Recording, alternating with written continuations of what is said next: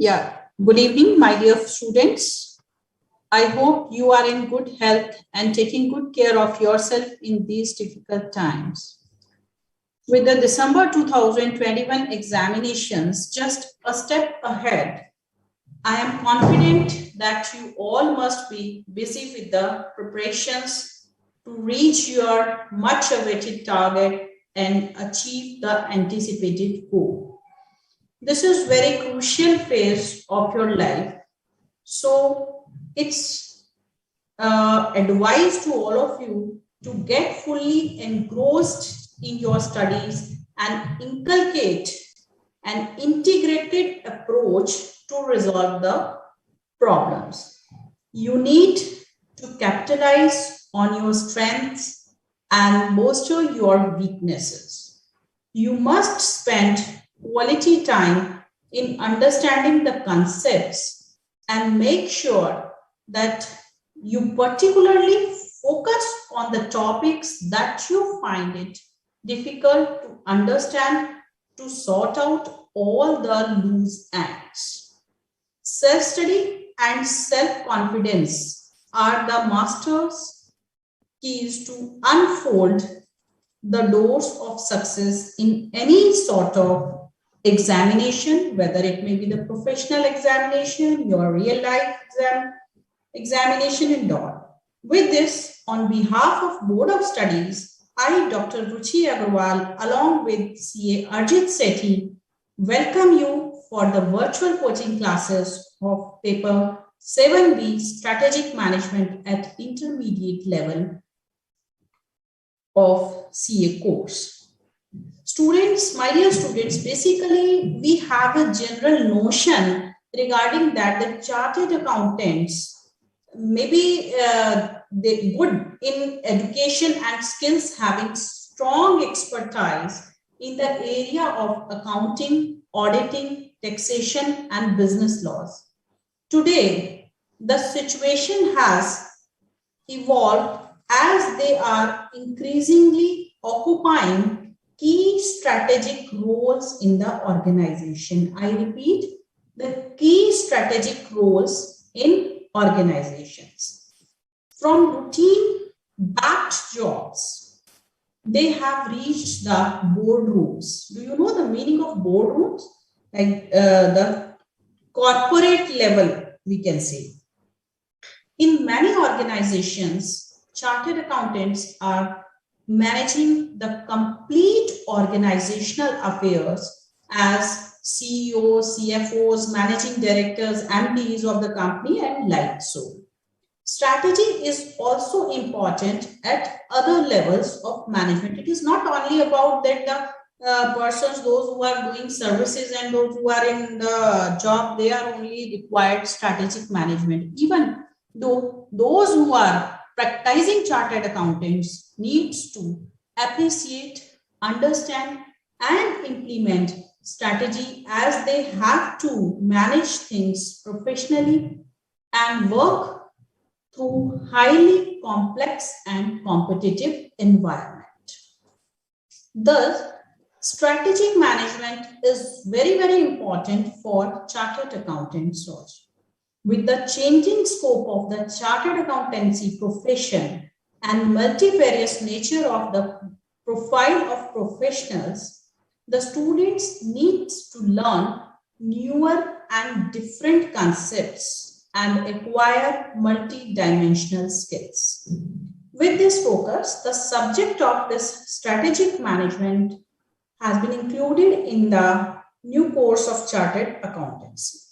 Chartered accountants who are expected to reach high in the corporate ladder, that means on the top position of the company, need to be sound in the concepts of principles of strategic management.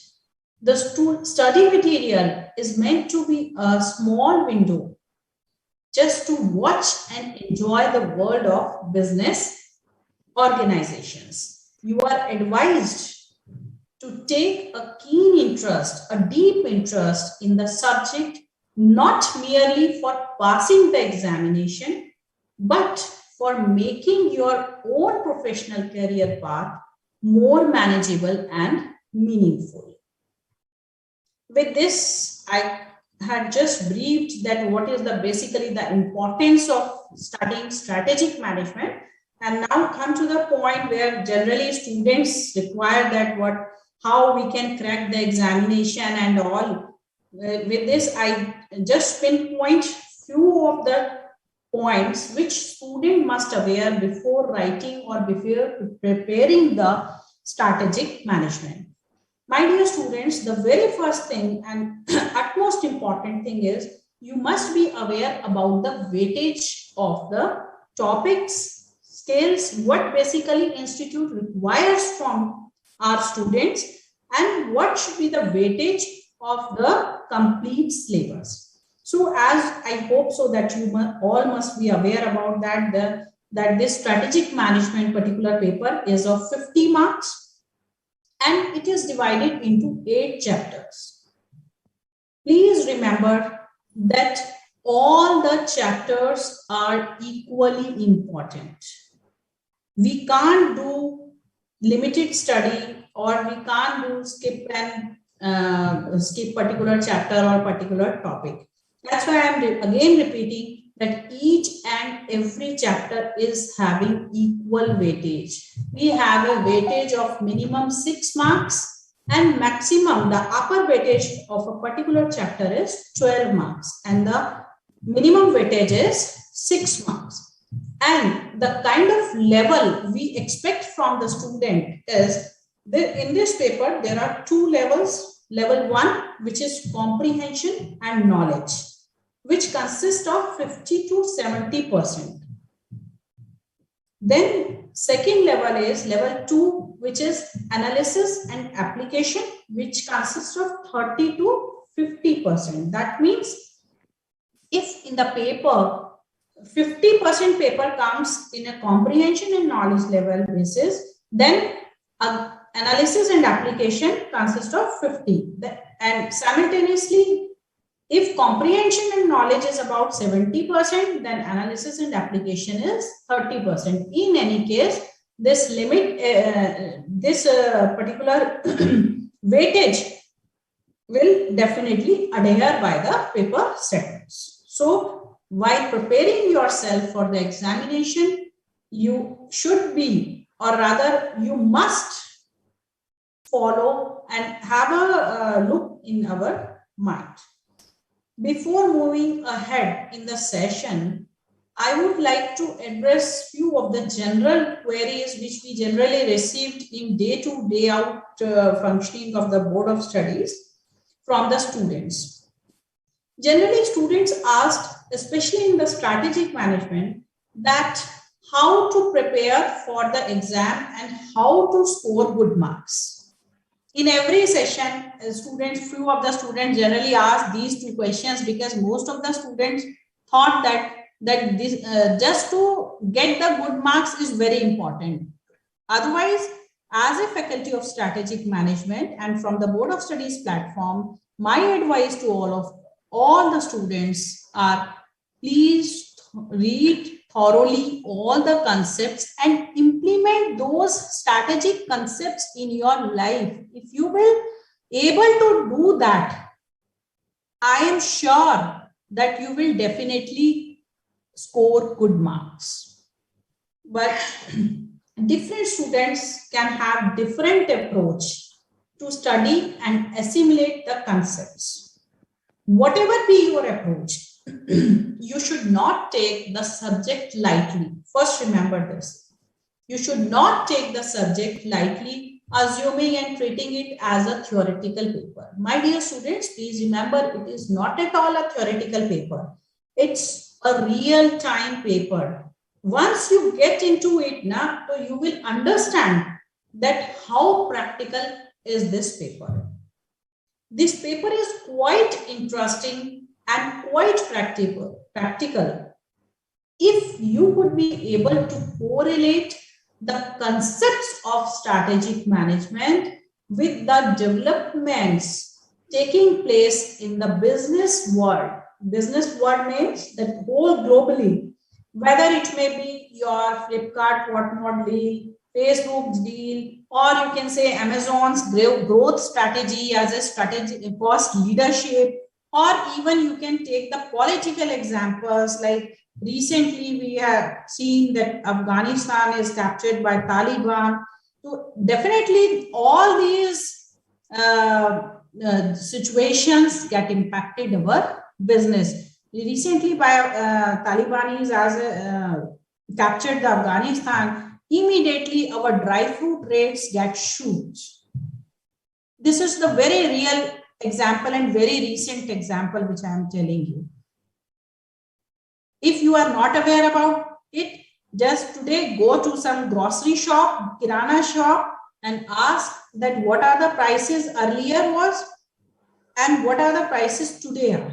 So you will able to understand the kind of dynamic environment in which we are living, in which we are doing our businesses. We have to understand all these parameters. Few of the advices, students are advised to regularly read any of the business magazine or at least one financial business newspaper. Read about the strategic endeavors, what are the changes going on in the business world of different organizations taking place in the business world. Read another thing, this will help you in understanding the practical relevance of the subject. Please remember, students, by reading the newspaper, you will able to understand the practical relevance of the subject and its application in real life business situations. Another important thing which now from this May 19 onwards, it happened that there is a 15 marks MCQ based, that is 30% of the 50 is 15 marks, which is a compulsory question and it is totally an MCQ based. For that matter, the very first question is based on an integrated case scenario. I don't know that how many of them are aware about the meaning of integrated case scenario. I just wanted to clarify here that, my dear students, integrated means where we are combining. Integrated means combining 2 to 3 topics from different units so that we can able to assess the depth study, the depth knowledge of the students. So, and arising out of that integrated case scenario, we simply ask few MCQs. If the student is able to understand the case scenario, case study, or you can say in ICS, that student will definitely able to give the correct answers. In fact, I can say that it's a very scoring form of getting a good marks in strategic management. It's a 15 marks, so that means something. So that's why I'm saying that please read the case scenario more than once. एक परी से ज़्यादा, you have to read it at least 2 to 3 times so that you can completely understand the things. And after reading that, read a quick reading followed by the second reading in normal pace. In the second reading, identify the pertinent points, the important points that will help you in answering the questions. Another thing, improve your ability to answer questions and analyze the case scenario, which is very, very important. There is a 5-mark question, a simple case situation, real-time one situation you will get in your examination, and you have to first understand what is basically the situation given in the paper, and accordingly you have to respond on the given situation. Take care not to cram the subject. Please remember not to cram the subject. The students who cram the subjects, they will not be able to understand the integrated case scenario. I'm sure on that. And even they will they will find it that it is very, very difficult to give the answer in the situation-based question. So my advice to all of you, please understand the concepts and learn to write good answers. It is essential that you adopt such methods and techniques with which you feel comfortable. It is not necessarily that you have to just copy or cram the study material and exactly you have to write the answers. Many of the students ask this question during the sessions that whether we have to learn exactly from the study material. No. If my answer to all of them is no, if you are able to present your answers in a good language. But simultaneously, I'm telling you, if you are not having a good command on your language, so please remember, try to learn the pinpoint, at least few of the points which you want to express in the examination. One more thing, students, always be concise. No need to write down the essays. Because in our paper, in this particular strategic management paper, we generally ask 5 marks question. 10 mark question is there, 5 plus 5. There are 2 parts. That particular question is divided into 2 parts. So that means keep it in mind while you are writing the answer that the answer should be concise and right to the point, and do not try to fill simply the pages unnecessarily. It will not serve the purpose, right? In this subject, the learning can be reinforced, made more meaningful, and given practical dimensions with the help of real business situations. With this note, I am moving ahead towards the session, and I request CA Arjit Sethi to please carry on the session, and I hope so that students will enjoy, and I request Arjit Sethi also to please try to solve whatever the queries students ask during the sessions to make this session more fruitful. And for students, my advice to all the students, please post your queries, whatever your queries, you have to post it because now the exams are nearby, and I hope so that you all must have at least once go through the study material and you are aware about the contents, because this is the last class in virtual classes. So, and the time is very, we are near to the examination. So I hope so that whatever your queries are, please post your queries so that we will try to resolve as much as possible. And in case if any query was not will not be able to address in the particular session, for sure we will address those queries in the next session, or we will send you through your email IDs, on your email IDs, right? So please don't hesitate. Wherever you find difficulties, please send your queries, post your queries. And with this note, Arjit, I request you, please take up the session. And I hope so that the session will get very cool, calm, and fruitful.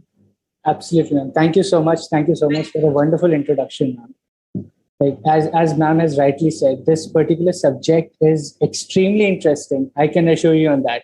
It is a wonderful, wonderful subject for each and every student been working in the industry. I get to see a lot of businesses, a lot of friends who are chartered accountants working in industry. It is extremely fascinating to see such a beautiful subject in the syllabus. Right? I can assure you, I will try my best to interact as much as possible. I think these sessions will be more of interactive. We will study, but we will talk a lot. Right? I would really want all of you to interact as much as you can. Right? With that said, I would just like want to welcome Sushil. Thank you so much. I see you are there. Ishika is there. Priya is there. Khushi, thank you for joining. Right, Anushka. Arihan, again, Bhakti is there, Abhishek, Manish, Shrishti, Anandraman. Thank you so much for joining. I'll keep calling out those names, keep posting your queries, keep posting your answers. We will have a lot of small and big quizzes while we are into the sessions, right? So I will try to make it as interactive as possible. Post all your queries. Let us have a discussion. Let us talk it out because communication is the key, right? Unless you do not get the concept right, unless you do not understand the concept, there is no point of sitting in an examination. Like that is what I think. So having said that, let us quickly jump into the introduction of what actually this entire subject is all about.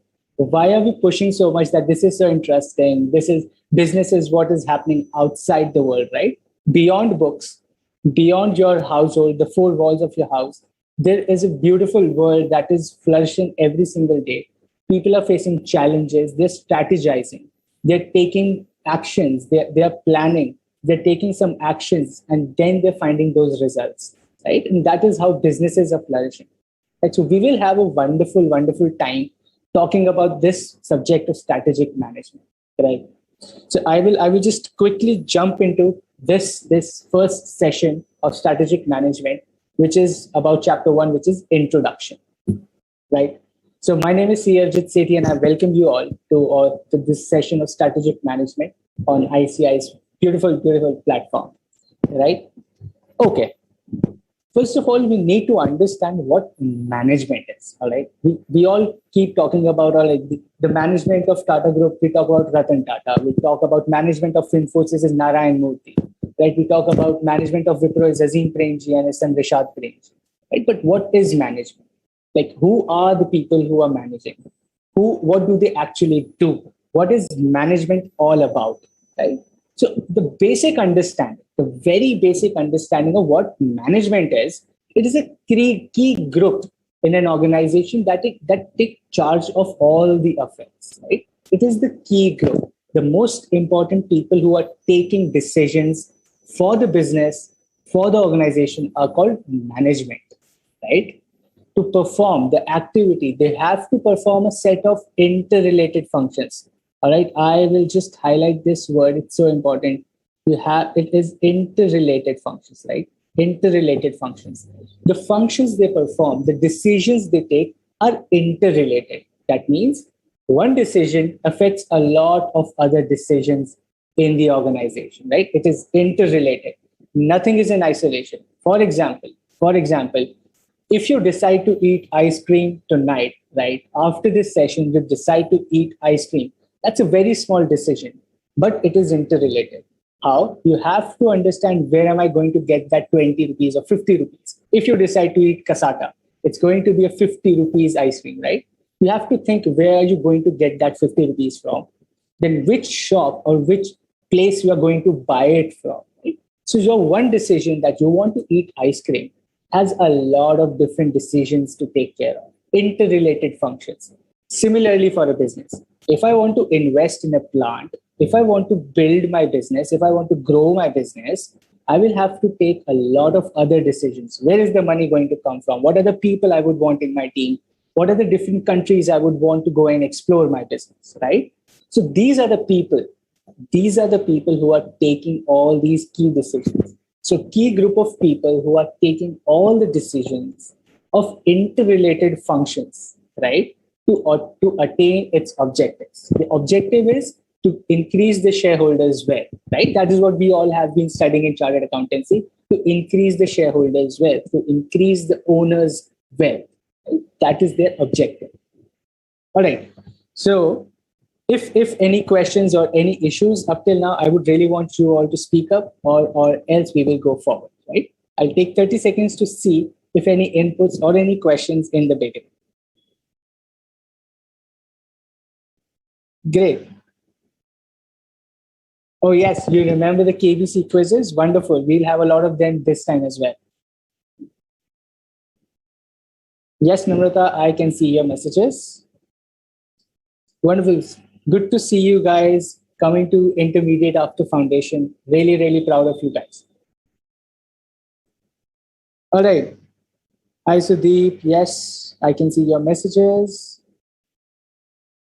Abhishek, you can make notes. See, I personally think it's a lot of good habit to actually make notes, because once you write things down, you are actually thinking about it. So I have always prepared notes. I have always written down everything that I hear and I learn. So it really depends. It's not a mandatory thing, but I would really suggest if you can do that, nothing like it. Right? Great. Okay. I think so. Yes, I can answer that after this. After this class, probably I'll have to check on that if we have further sessions. Right. Thanks, Srishti. Thank you, and really proud of you to come into intermediate one step ahead in becoming a chartered accountant. Right. So happy for all of you who have come from foundation to intermediate. All right. Let us jump into the next important topic, right? We talked about management. We talked about management. They are the key people. They are the people who are taking decisions, the decisions which are interrelated. One decision leads to another decision, decision leads to another decision, right? It's an interrelated web of decisions. And these are the key people who are taking all these decisions for businesses, right? They are called management. They are called management. Okay. Now, what is business strategy and what is business policy all about, right? Different words, like what is policy, what is strategy? What if I say, let us take an example of Akbar. Okay. Now, in the Mughal arena, there was a policy that you have to perform certain acts. The general public was asked to do certain things. That was a policy. However, when Akbar went on a war, he strategized that, all right, I want 500 horses on the northern side. I want 300 elephants on the eastern side. He was strategizing, right? So from there, you can understand the difference between strategy and policy, right?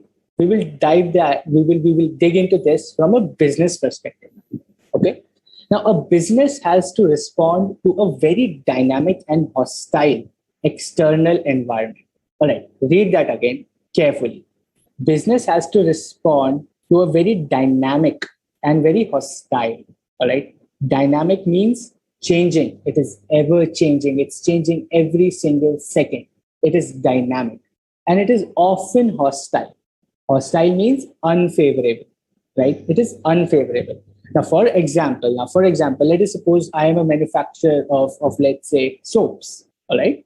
Now, if the prices of petrol increases, my transportation cost increases, the cost of manufacturing the soap increases, because all my machinery works on diesel, all my generators, all my big furnaces, everything is there basis crude oil. I'm doing all those manufacturing activities from petrol, diesel, crude oil. Now, if the cost increases, the cost of manufacturing this soap increases. It's an unfavorable condition for me. My price of manufacturing my product is increasing, right? In the environment, I have to strategize. I have to think quick. I have to think far, and I have to think and act as soon as possible, because I also have competition in the market, right? So this is what business is all about. This is how practical this entire syllabus is. If you start thinking from a business perspective, if you sit and you're not no longer a student when you're studying this particular subject, do not take care of that this is going to come in exam or what is going to come in exam.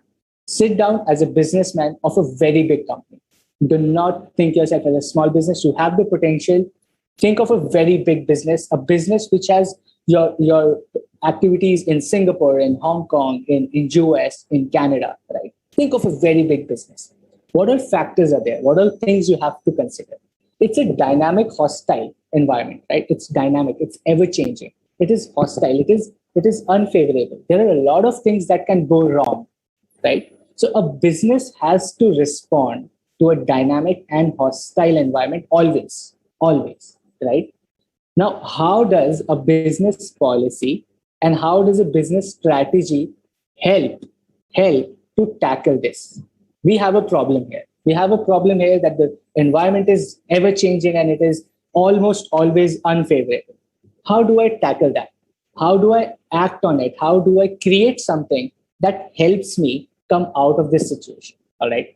So business policy is a thought process, right? It is a thought process which talks about what should be done in a particular situation, right? It talks about what should be done in a particular situation. It emphasizes on rational analytical aspect of management. What does this mean?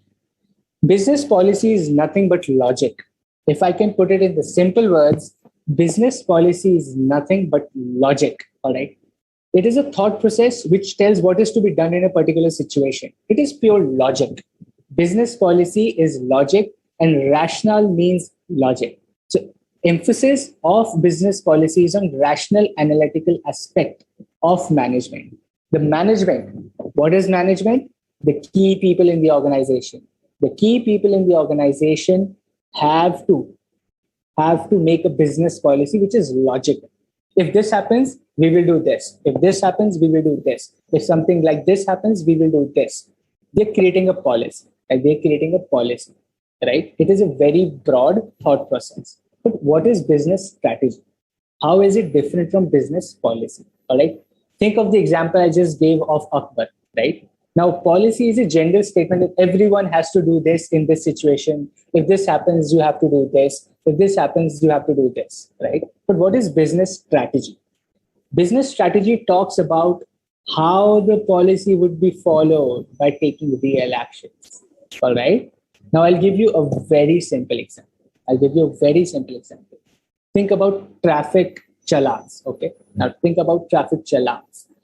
Now, I as a government, or I as a big country's organization or big country's government, I tell that if someone breaks traffic rules, we will charge a fine. That is policy. My policy is if you do something wrong, you have to pay a fine. Okay, that is business policy as simple. That is my policy, not business policy, but the word policy.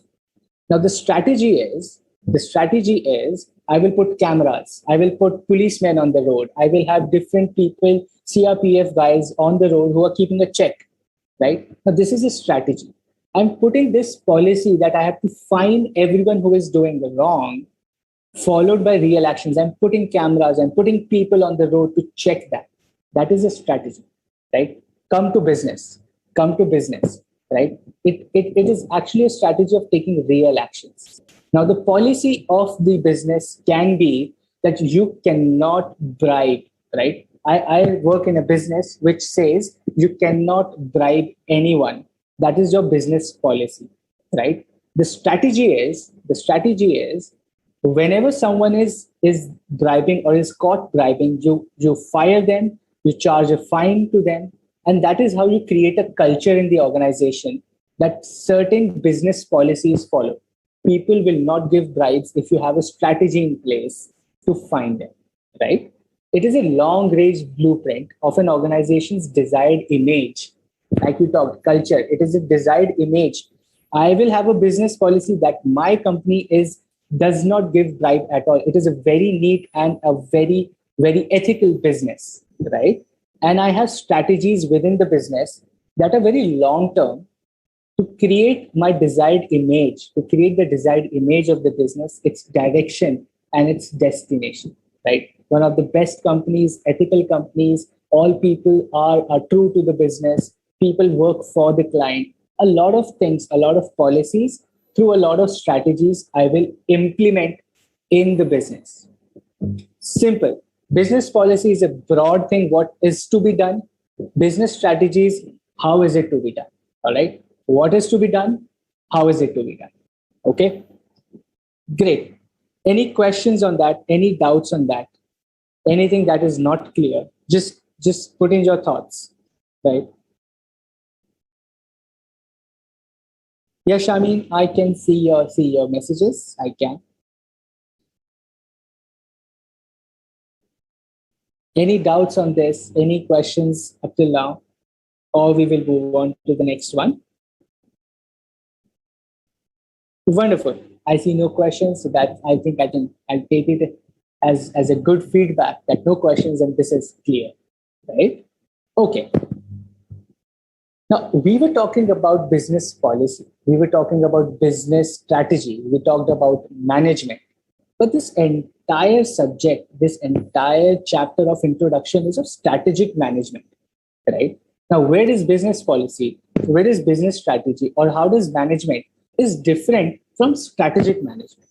How is strategic management different from all of these? Right? This is the question that you should have in your mind, that the subject is strategic management and we are studying business strategy, business policy. How is it different? How is it different? Right? Perfect.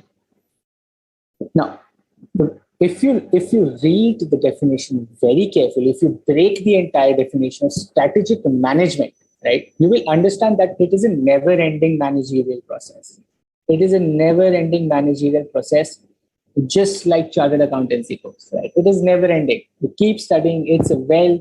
The more you learn, the more you study. It never ends, right? It's an ocean of knowledge. Right? Similarly, strategic management is a never-ending managerial process. Managerial word is to be emphasized.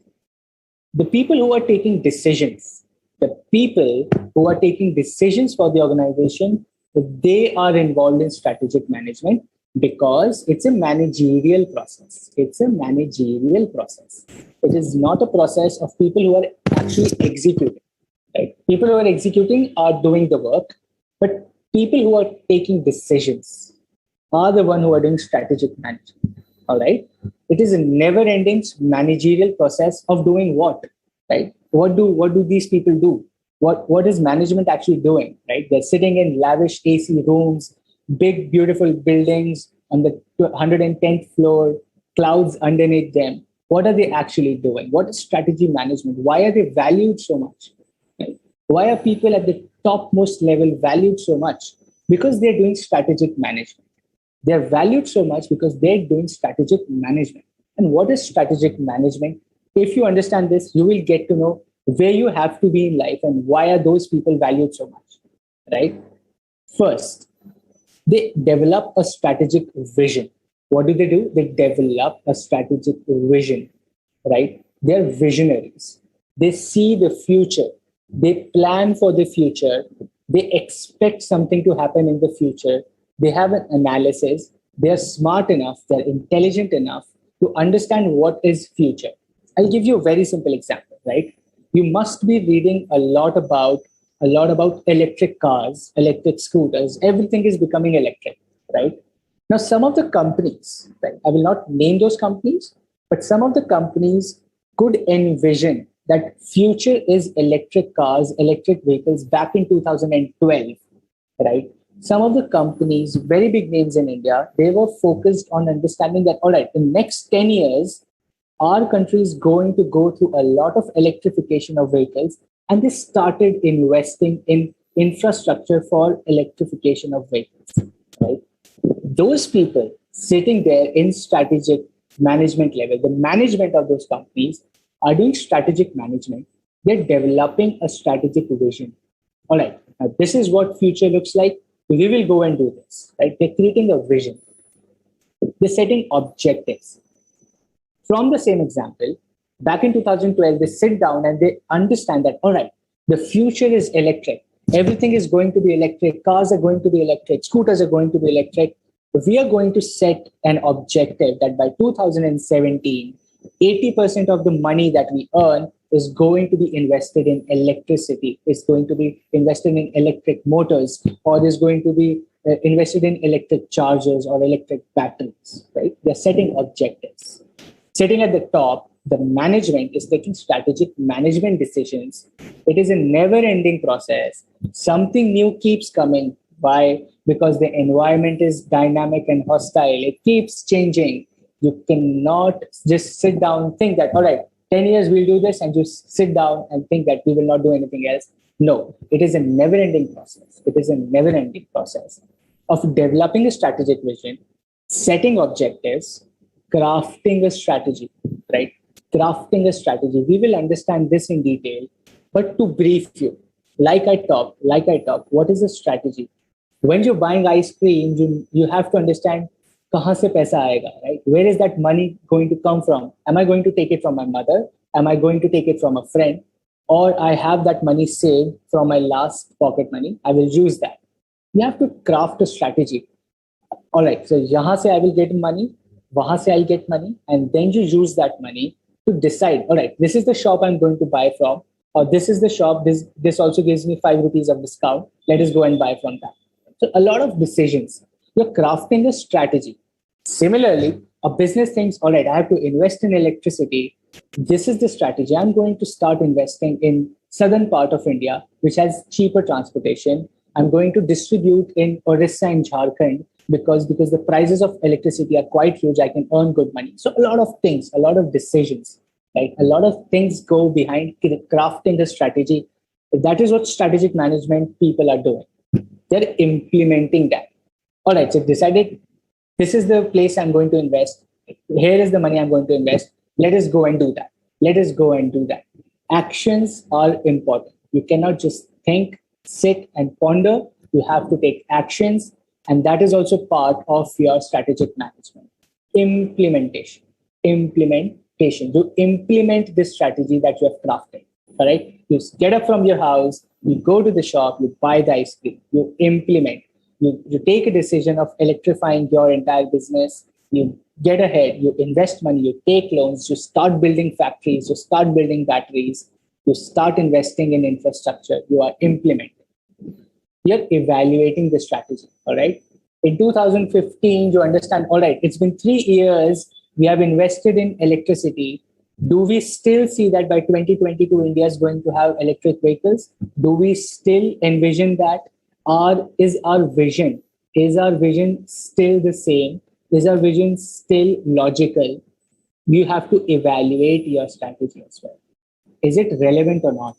Is it still there in the picture or not? Are we on the right track? Is something going wrong? Are we doing the right thing? Right? Evaluate the strategy. Right? That is what our parents keep telling, right? Think twice before you do something. Evaluate your strategy. Think whether it is right for me, whether it is right for the business. These people are thinking for the business. It is right for the business or not. They keep checking, they keep evaluating, right? And finally, if they find that something has gone wrong, if they find out that something has gone wrong, all right, like we decided we'll do this, but this is not happening. This is something that we saw is not happening. What do we do now? You adjust, you take corrective adjustments. You initiate corrective adjustments, right? You take corrective actions where deemed appropriate. Wherever you need them, you take your corrective adjustments, right? So a strategic management is a never-ending managerial process of developing a vision, setting objectives, crafting a strategy, implementing that strategy, evaluating that whether that strategy is still relevant, still logical, and if it is not, you take a corrective action, right? Simple. That is what we always do. That everyone is doing that. In the business terms, because a lot of money, a lot of people are involved, it becomes very crucial, right? So that is what strategic management is all about. And how is it different from policy and business strategy? Simple. Business policy was a thought process. All right, this is to be done. Business strategies, this is how it is to be done, right? It is sort of a one-time, it is sort of a small decision, right? A strategic management is a never-ending. It keeps going on in a loop.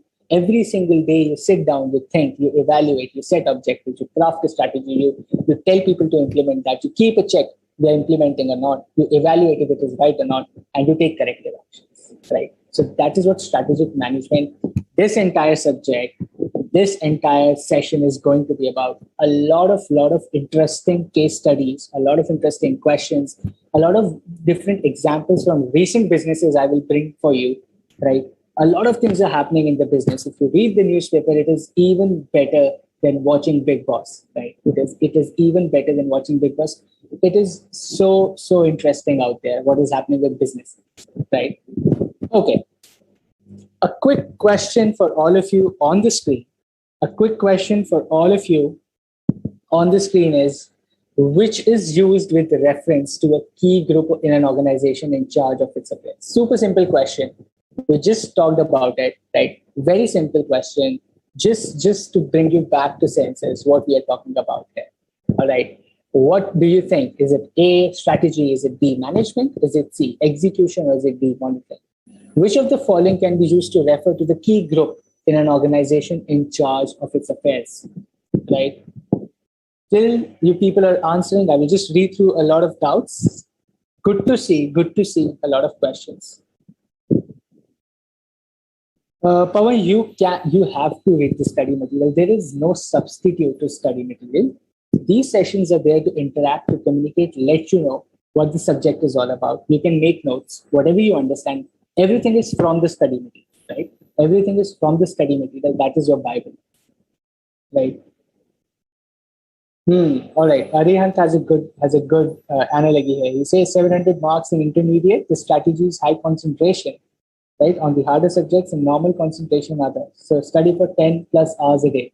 Arihant, I think studying 10 plus hours a day, I was never able to do that. If you can do that, wonderful. I think I used to study 5 to 6 hours, but with full concentration. So that also helps. If you can study 10 hours, nothing like it, I am sure you would get a rank there, right? Sushil, what is craft? Craft, I would say, is a skill, right? I would say your craft, if you're good at writing, you have a beautiful handwriting, that is your craft. So that is your skill, right? Yes, Srishti. You are taking us back to your class 11 business studies, right? Planning, organizing, director, controlling. Sort of, yes. You're on the right track. But this is much more advanced. This is much more advanced. That was basic understanding, but you're on the right track.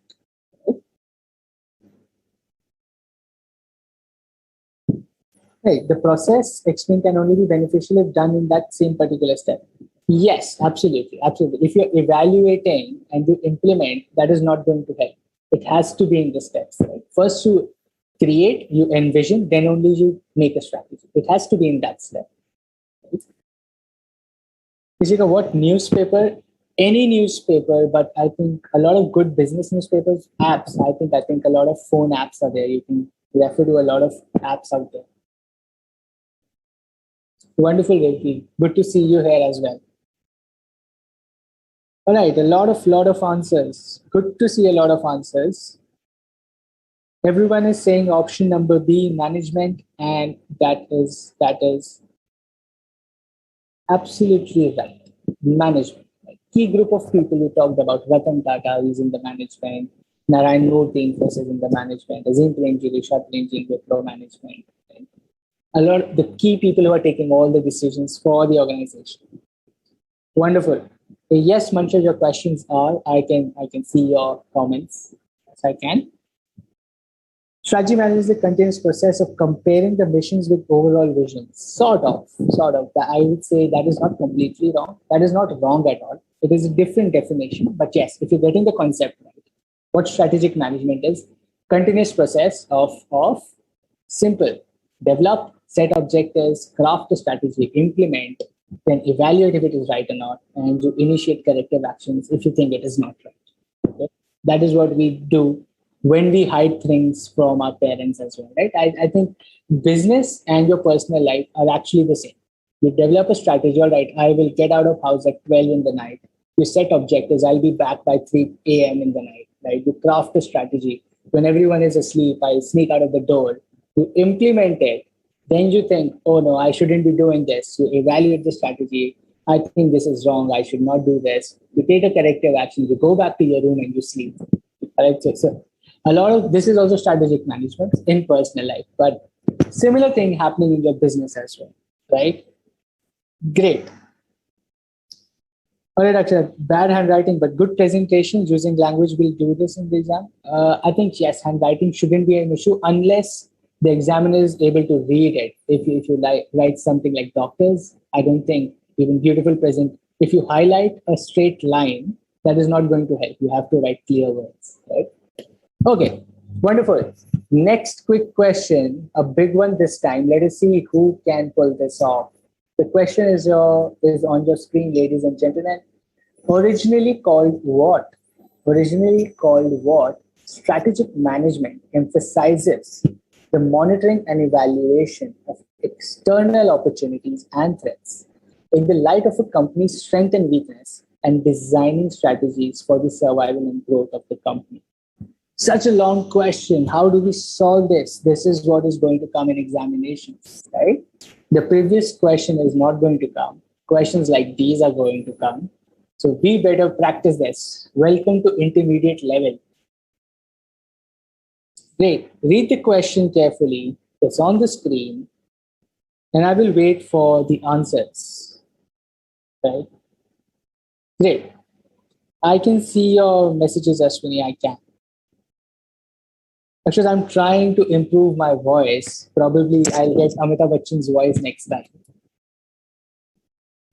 But yes, I'll try to get better. I think it's audible, or I'll try to be louder if it's not.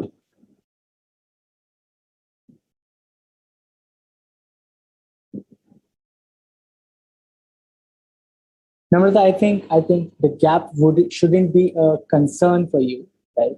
Just study with full focus, and I think it's never too late.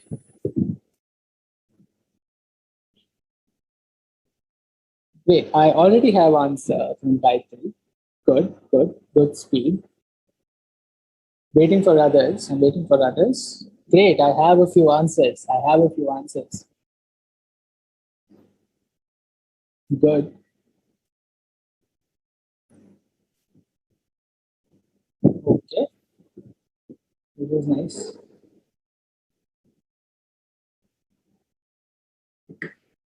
Great. A lot of you have different answers. I'm excited now. I really love when you guys give wrong answers.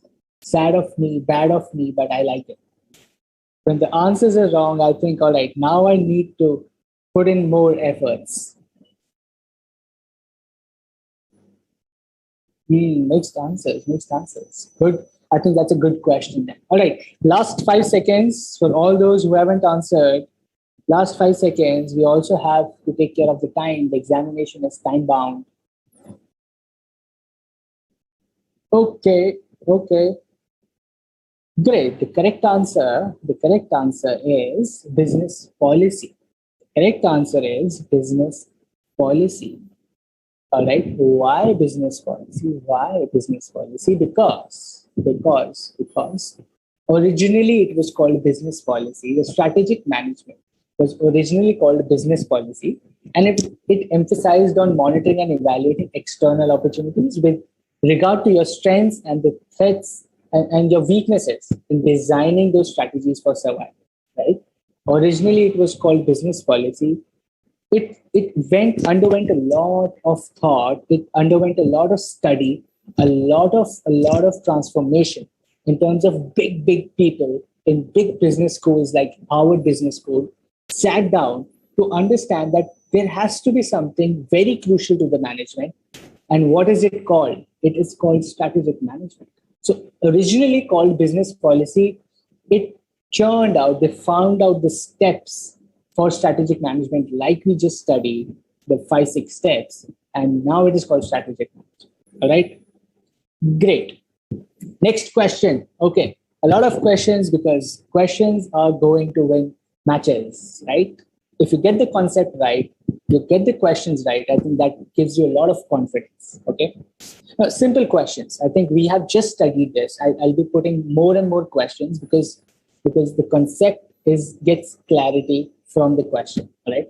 So to fight a competition, the management of a leading toothpaste brand. All right. This is a case-based question, a small case of how the business is doing that. To fight competition, the management of a leading toothpaste brand has decided to give 15% more quantity of the product for the same price. What do you think is this? Is this a business policy? Is this a strategic risk that they're taking? Is it a business strategy? Or is it an operational risk that they're taking that if we go and give 15% more, people might buy? But what if people don't buy? Is it an operational risk? Is it a strategy risk? Are they taking a risk by giving more at the same price? Or is it just a business policy, or is it just a business strategy? All right, 15 seconds. It's a small question. It's a small question of concept. Read these 4 lines and let me know what the answer is. Okay. Aditya, I think this answer is for this question, right? This is not for the previous question. Or if it is for the previous, let us see. I would want you to answer that again. I'm waiting for the answers. It's a simple question, I think. We just studied. If you get this question right, you get the concept right. If you get this question right, you get the concept right, and we will move on to the next one. Great. Again, I have mixed answers, and I'm again happy that you guys are getting wrong answers. Yes.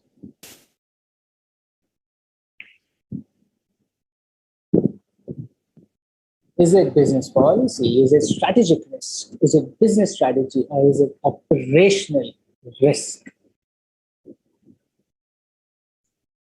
Another 5 seconds. Another 5 seconds. Quick, everyone. You have to be quick for small questions. All right. Mixed answers, and the correct answer is business strategy, right? Business strategy. Why? Look at the underlined word. We have decided again. It's not a policy, it's an action. It is not what we will do, it is how we will do, right? Business policy talked about what we will do, right? What we will do for getting more customers, for selling more.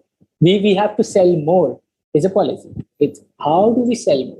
How do we sell more? How do we bring more customers? Is a business strategy. They have decided to get it, right?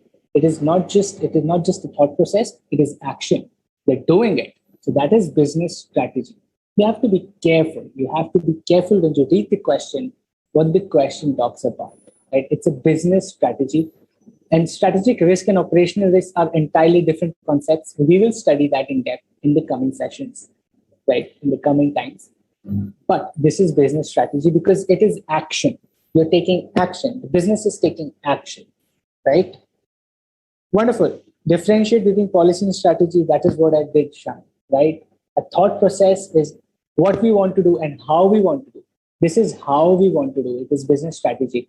How are you going to sell more? We will give 15% more of your toothpaste at the same price. That is my strategy.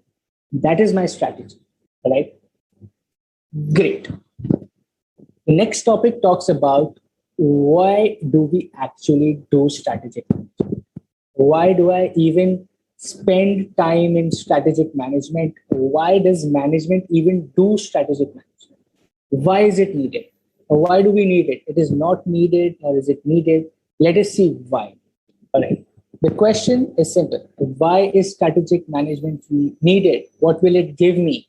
It will give you two things. It will give you two important things. All right. The first one is competitive advantage.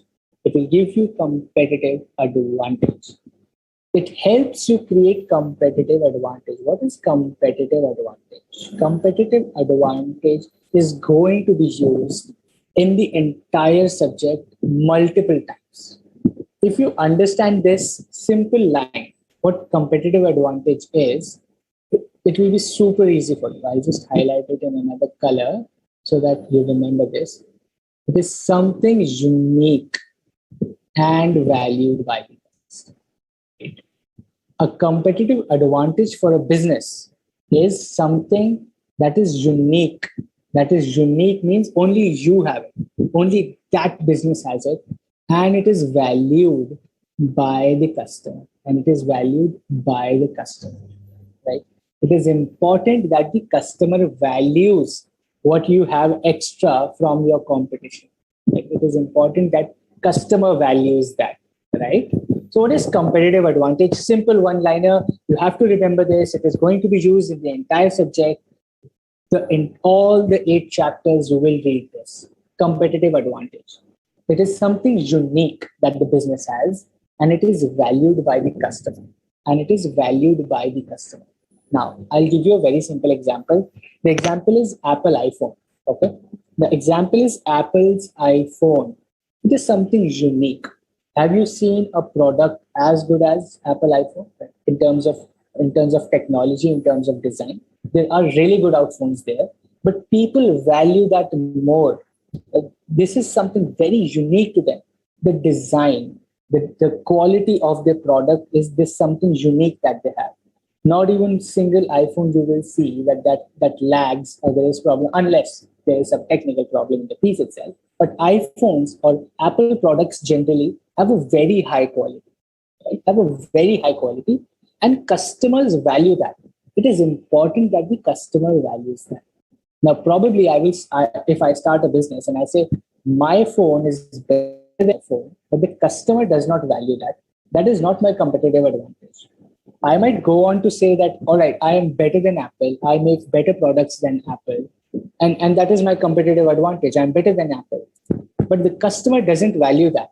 It is not my competitive advantage. It is not my competitive advantage. The customer has to value that. That is very important. So something which is very unique to the business and the customer values that, it becomes a competitive advantage. What does it help? It helps to outperform the competition. It helps you to win over the competition, right? And what are we doing? What are we talking about here? We're talking about strategic management. Strategic management helps you to create competitive advantage. Strategic management helps you to create competitive advantage. Coming back to the example of electric vehicles, right? Now, I had a vision that in back in 2012, I had a vision that electric vehicles are the future of my country, right? So I started building that infrastructure. I started investing in electric batteries, and I created a competitive advantage. I created a superior quality battery that is valued by customers because I was doing strategic management, because I could envision, I created my objectives, I implemented, I kept on evaluating, and I kept on taking corrective actions to create something very unique for my business, and the customers are valuing that. And it created a competitive advantage, and now it is helping me to win over the competition. That is why strategic management is important. That is why we need it. Second is to guide. Right? Is to guide the company successfully through all the changes in the environment. Right? It helps the company to guide. It helps. What is to be done? What do we do now? Times are changing. The environment is changing. What do we do now? Strategic management helps you go through. It helps the company to successfully go through all these changes. Why? Because we are continuously evaluating and we are taking corrective actions in strategic management. That is why it is guiding. It guides the company to successfully go through all the changes. Twin objectives of why strategic management is needed. One, it helps me create my competitive advantage. It helps me create something very unique that is valued by the customers, and that is helping me to outperform the competition. Second, it guides me successfully through all the changes in the ever-changing environment. So two good big benefits I'm getting out of strategic management. What is strategic management? Those 5-6 steps we talked about. What is management? The people who are doing strategic management, who are taking the decisions, sitting at the top. All right. Any questions so far? Any questions? Any doubts? I'm pretty sure it must be clear, but any questions? We'll take 30 seconds to see if anyone has some doubts. All right. Yes, it has to be confusing. The questions have to be confusing, otherwise there's no use of the question, right? Unless I always keep saying it's better to be wrong here than to be wrong in the examination hall, right? So it's better to be wrong here and learn rather than be wrong in the examination hall. All right. Yes, Sanjay, wonderful. That's a good explanation that you gave there. What if competitors follow the same strategy, right? What if they will any day, they will. There is no stopping them. If there is Flipkart, there is Amazon. If there is HDFC Bank, there is ICICI Bank. There is Kotak Mahindra Bank. So competition will always be the same strategy. What is difference between Flipkart and Amazon? Both are doing big bill. Some is doing big billion sale. One is doing Independence Day sale. One is doing mega sale. One is doing that sale. Exactly same thing. Even the prices on the websites are same. Right? So competition will always be there. You have to find out something unique and that is valued by the customers. Right? You have to find out. You have to create a competitive advantage for yourself. Right? That is what business is all about. That is what strategic management is all about. And I can guarantee you, once you become a chartered accountant, you start working in big companies, you will see these discussions day in, day out. I have seen this. I talk to a lot of friends who are chartered accountants in the industry, in practice, right? They tell me you get into conversations that are wonderful around these discussions of how this company is doing that, what is the strategy, how are things changing, right? Great. If it's crystal clear, wonderful. Happy to hear that.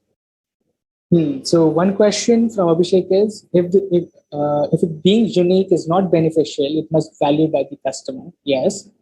If the product is good in security valued by the customer, it is not unique, can be called a competitive advantage. See, anything that is unique to you but not valued by the customer is not an advantage to you, right? What if I tell you, like, let's get into a simple example there. Like a super simple example is, you are in a class of 40 children, right? You think you are the fastest, all right? You say, I'm the fastest, but your teacher doesn't think you are the fastest. That is not an advantage to you, right? You might think you are the fastest, but it has to be valued by the people who have to use that particular product or service, right? So it is very important that it is valued by the end customer, the end user, right? Great. After writing correct answers, we are not confident and change our choice. Why it happens? All right, that's a question I cannot answer because that happens with me as well. We are humans after all, so fickle-minded. But you have to be confident on whatever you have studied, right? Probably, I think one of the biggest things I've learned is be confident with what you have learned, with what you know, right? Instead of fearing what you don't know, just be confident what you know. Right? Okay. Competitive advantage leads to monopolistic approach. That cannot happen. I will come to that. It's a wonderful discussion that a competitive advantage will lead to monopoly, right? That will never happen. That's a classic case. That's a classic case. We'll talk about it. Great. Can unique selling proposition be patterned? It can be. It can be. But there can be chances that you start to pattern and you find out something that is very unique. It's a selling proposition and you copy that. Right? That is what competition is all about, copying and becoming better. All right, let's move on to the next important slide or topic, which talks about what is the actual company strategy and how is it affected by two different important things. First is planned strategy, and second is reactive strategy, right? I would want you to always, for all these topics, just remember those steps we were talking about, strategic management, all right? Two crucial steps there are evaluating the strategy and taking corrective actions. That is, I would say, one thing as a whole, that you're evaluating, then taking corrective action. And the above 3-4 steps talk about having a vision and creating a strategy, right? So if you break that entire step of strategic management, it's two things.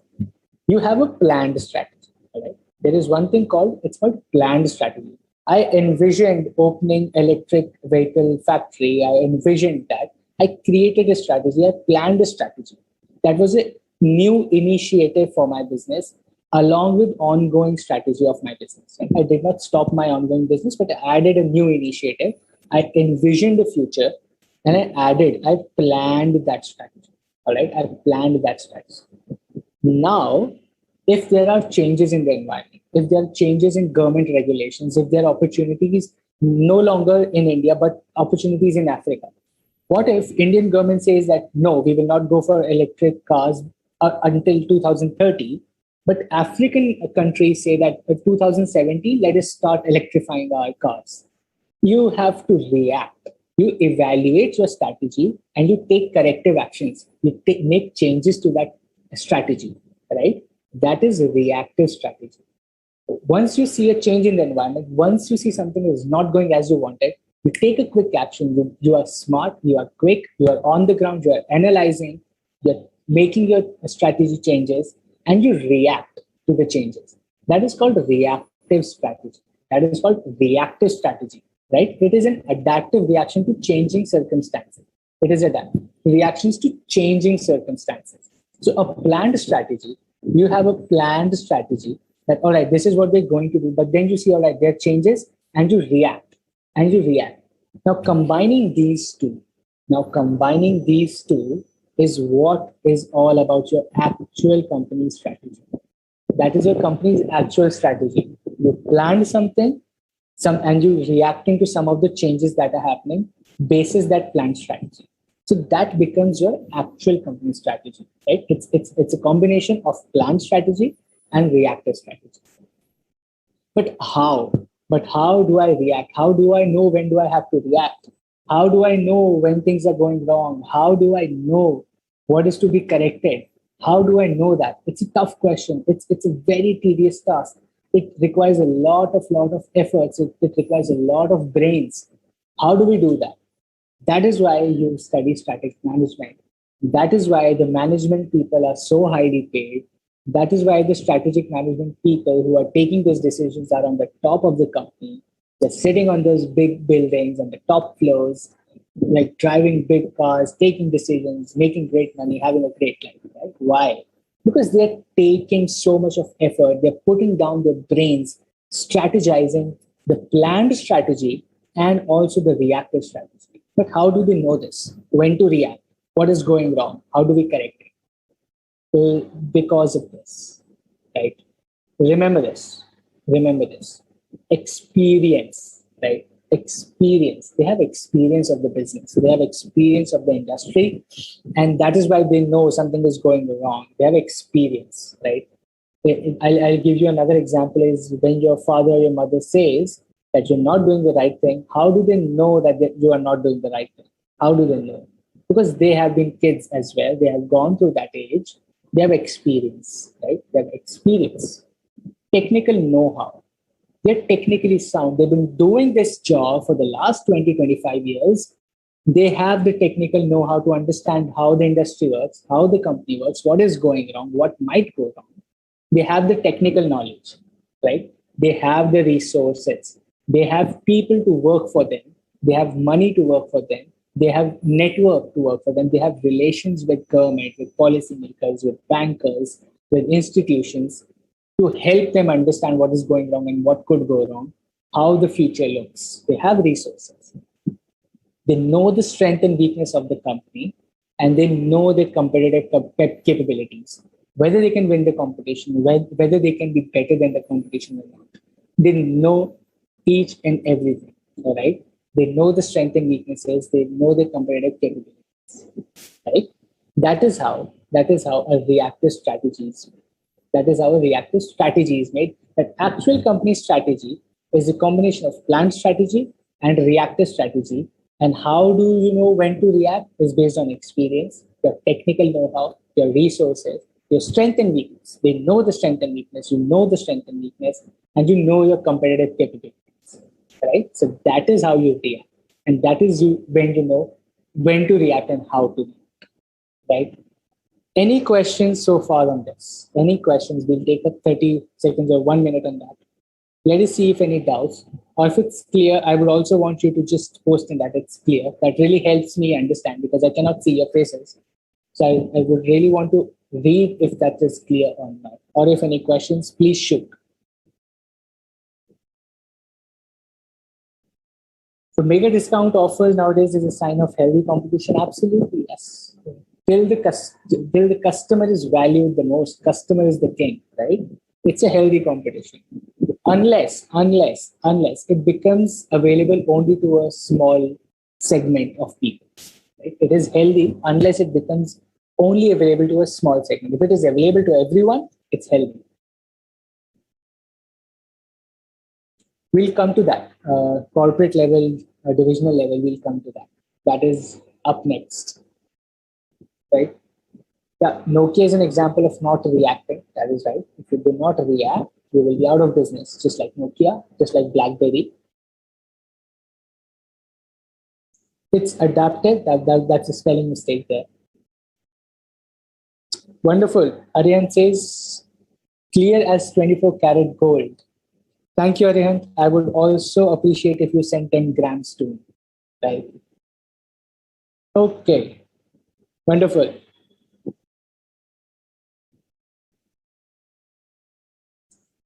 Thank you, Rekha, for confirming. Thanks, Shisha.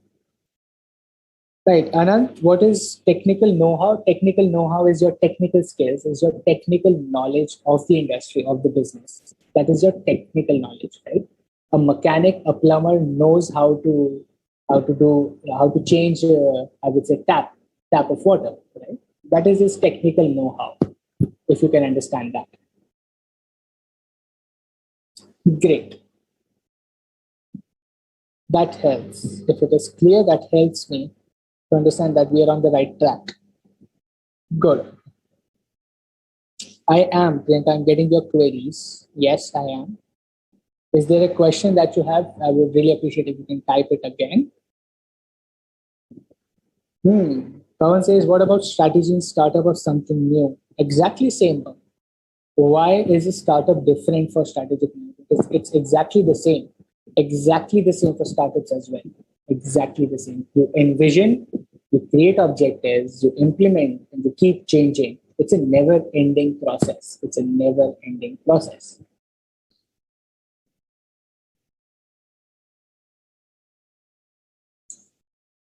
Right. So there's Abhishek has a good point. He says there are certain circumstances where experience don't work. Right. I'll answer that, Abhishek, very quickly. It is not just about experiences, like we talked about strengths and weakness, about competitive capabilities. Right. If you get time, go on the internet and read about how Amul tackled the entire COVID times. Right.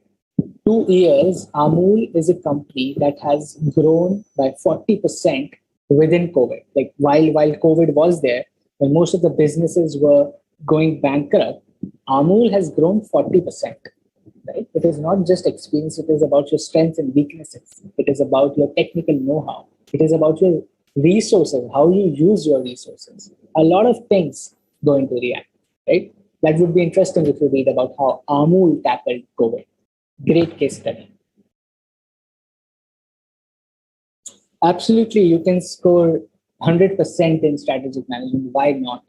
Why not? Sure, it means developing vision, setting objectives. Absolutely, yes. Wonderful.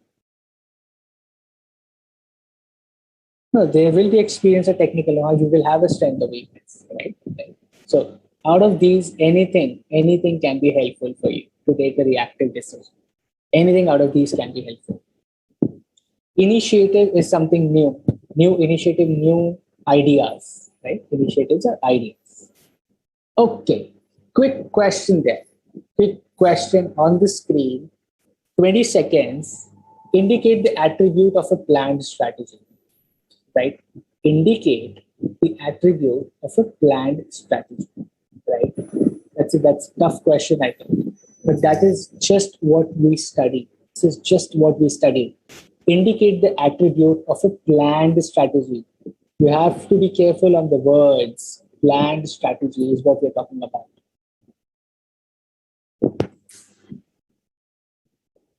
Planned strategy.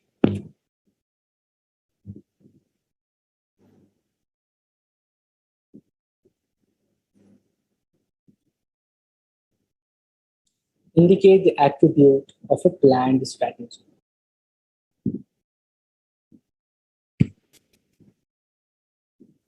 That's a small question, I think. Most of you would be knowing. Again, mixed answers. So I'm again happy.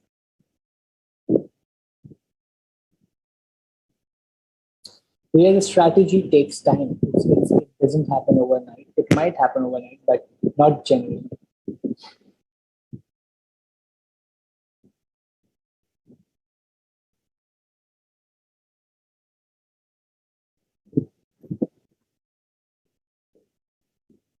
All right.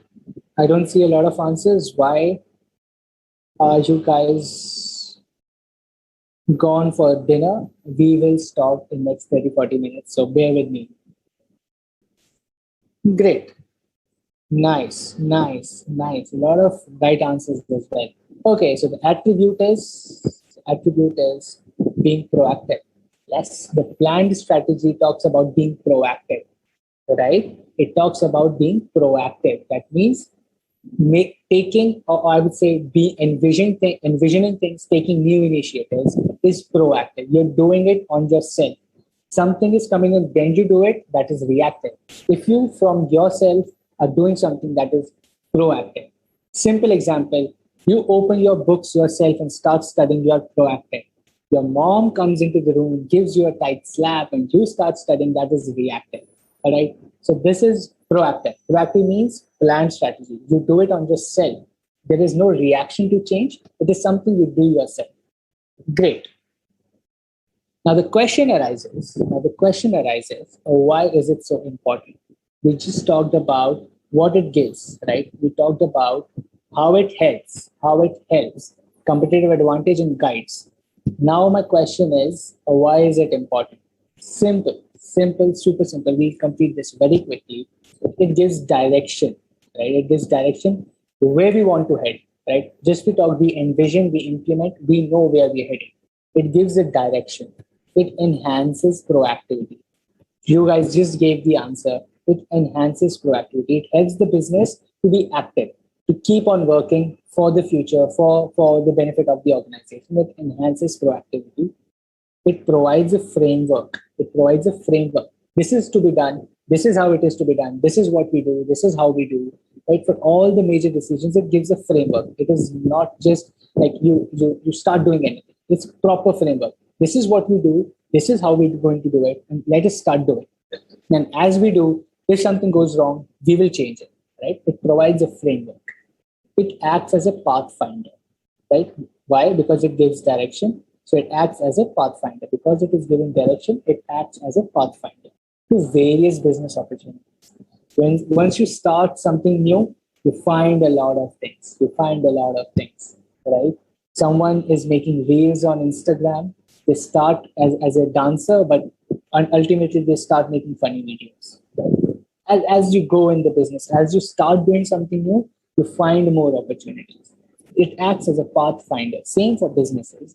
When you make a strategy, you find something new, you're doing something new, you find new things on the way. It acts as a pathfinder. It serves as a corporate defense mechanism against pitfalls. Why? Because if something goes wrong, you're taking corrective actions. Something goes wrong, you're taking corrective actions. So it helps you save from pitfalls, right? It helps you save from pitfalls because you're taking corrective actions. You will not fall. The chances of you falling are very less because you are taking corrective actions. And that is why strategic management is so important. Because it helps you fall less. Even if you fall, it helps you get back, right? It enhances longevity of the business. That means your business is going to grow for a longer period of time. Your business is going to be there for long term, not just short term, because you envision for a long term. It enhances longevity of the business. It is always for the long term. It helps develop competitive advantages. We just studied this. It helps develop competitive advantages.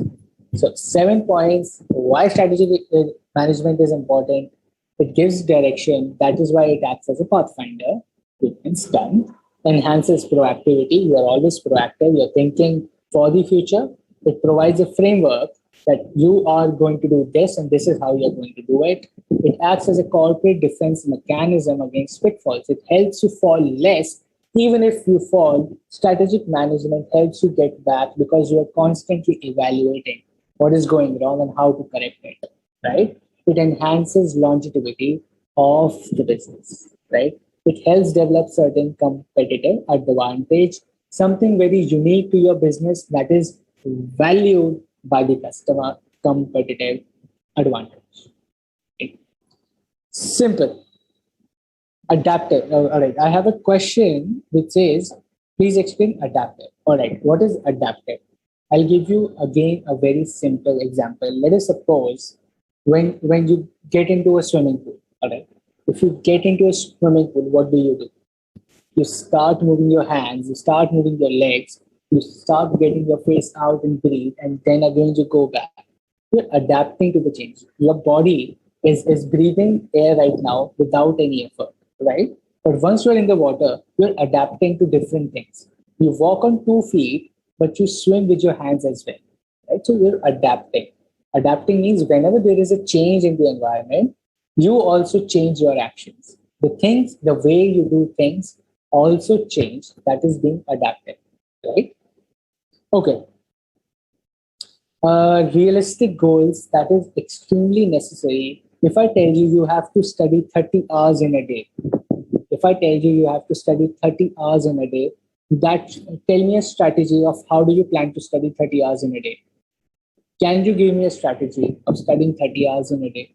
You cannot. There are 24 hours. Has to be realistic, right? Great.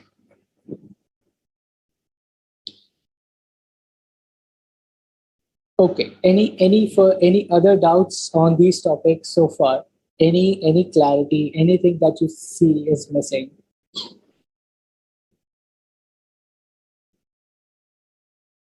Great. I see no questions so far. I think everything is clear up till this point. Great. Thanks, Ruchi. Thanks, Ruchi, for saying no questions. I think everyone else is also clear on all the concepts we have discussed as yet. Great. Okay, just give me 10 seconds and then we'll go ahead. Bhakti framework we talked about an entire process, a timeline, a study table.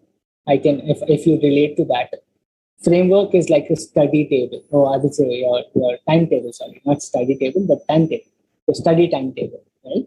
It's a framework. When, at what time, for how much long time would you do a particular thing, right? That talks about, that is also a framework of how you study or how do you plan to study. Similarly, for businesses, what they want to do, how they want to do, and when will they do what is also framework. And that is what strategic management helps in as well. Okay, great. Let us move on to the limitations. We talked about the importance, but what is wrong about strategic management? What is not so good about strategic management? Number one, it is highly complex and turbulent.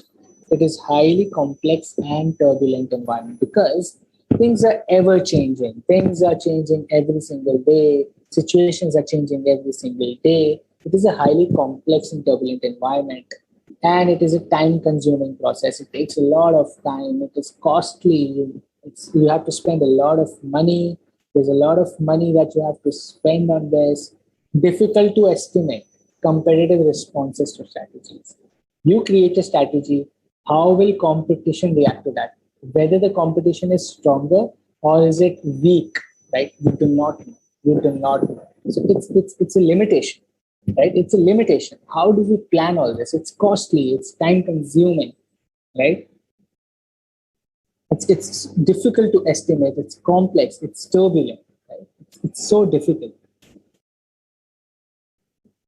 And that is what the limitations of strategic management are. Right? It's complex, time consuming, it's costly, and it's difficult to estimate given the competitive response of the strategies that you make. Right? Okay. Now, a question for you. Which of the following is not limitation of strategic management? This will test if you were being attentive or not. Which is not a limitation of strategic management? 10 seconds only. This will help me understand who all were attentive and who all were not. Turbulent means very disturbed, ever changing.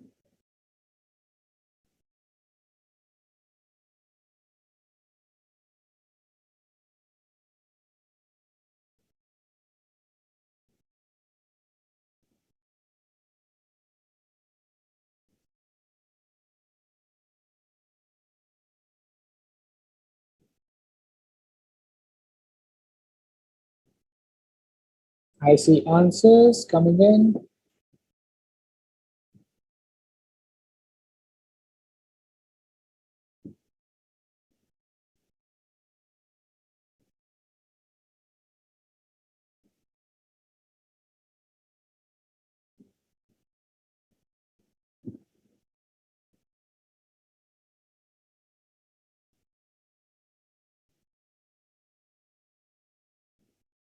Great. I see answers coming in. Is my notes now or the okay. I have a lot of answers.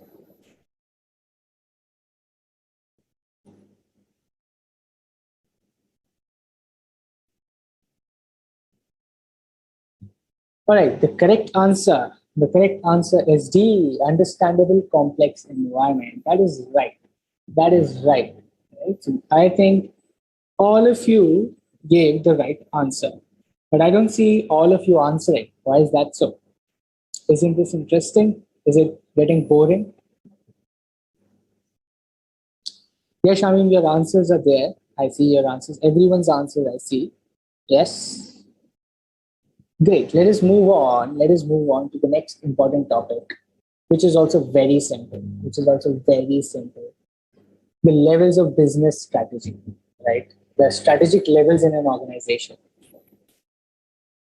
Now, we talked about a lot of people who are taking decisions. We talked about management who are doing strategic management.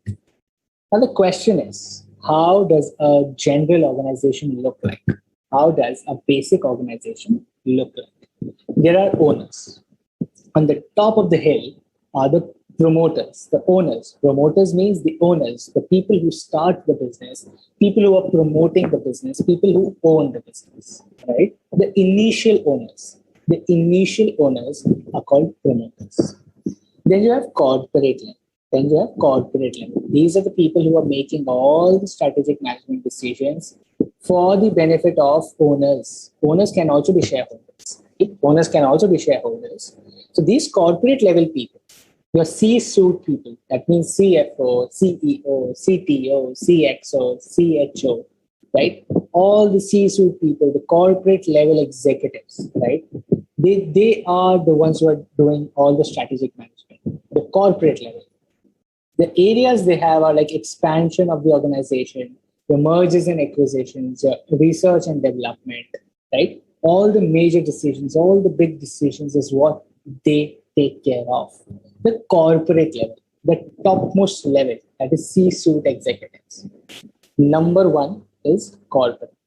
Number two is your divisional level, right? The divisional level is general managers, or we say divisional levels, right? People just below, people just below corporate level. People just below corporate level are divisional level managers. They take care of the product lines, they take care of production volumes, they take care of quality ranges, prices, product promotion, the marketing team, heading the marketing team, or heading the finance team, or heading a particular business unit, or heading procurement purchase, heading the sales department. These are divisional managers, right? Below that, we have functional level. Right? What is functional level? Functional level are area specific, right? They're very specific. Like functions like purchasing or HR in a particular department, sales HR or finance HR, they're functional, very niche. They have only one function. Either they are in finance, either they are in HR, either they are in sales, either they are in purchase. Right? They are functional managers in a particular function. A divisional manager is concerned about everything in his or her division, right? In his or her division, the divisional manager is concerned about everything. And the corporate level is concerned about the organization as a whole. He or she is taking care of everything that is happening in the organization. Right? That is corporate level.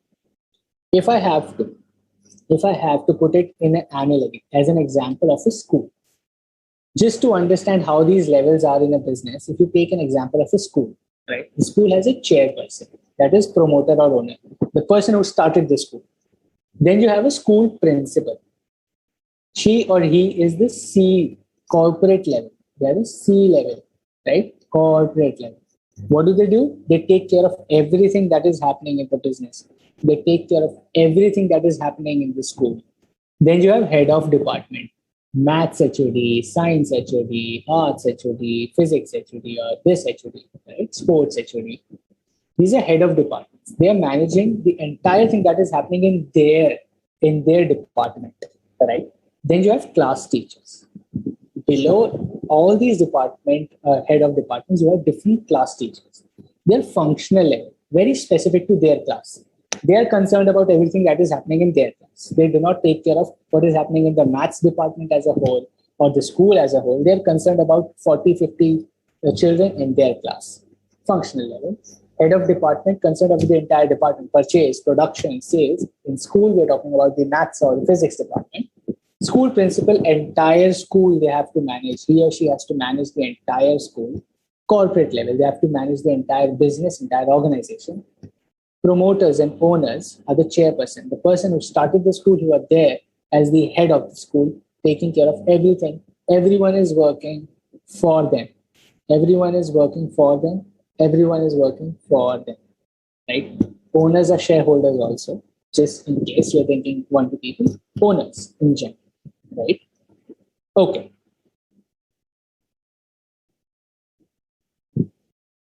Right. Divisional level can also be called business level in some parlance, in some situations, yes. Okay. Let us move on. Let us move. If this is clear, I think this is pretty clear on terms of promoters. We have C-suite people who are the corporate level, CFO, CTO, CXOs, divisional levels. And then we have functional levels, looking after the certain function only, right? With that said, a quick question on the screen to see if you got the concept right. In which of the level there are no general managers? In which of the level there are no general managers? Is it corporate level? Is it business level? Is it functional level? Or none of these, right? We talked about corporate level, divisional level, and functional level. Like we discussed, divisional level is also called a business level, right? In which there are no general managers. No general managers in which of these levels? Quick, 15 seconds only. It's a very small question.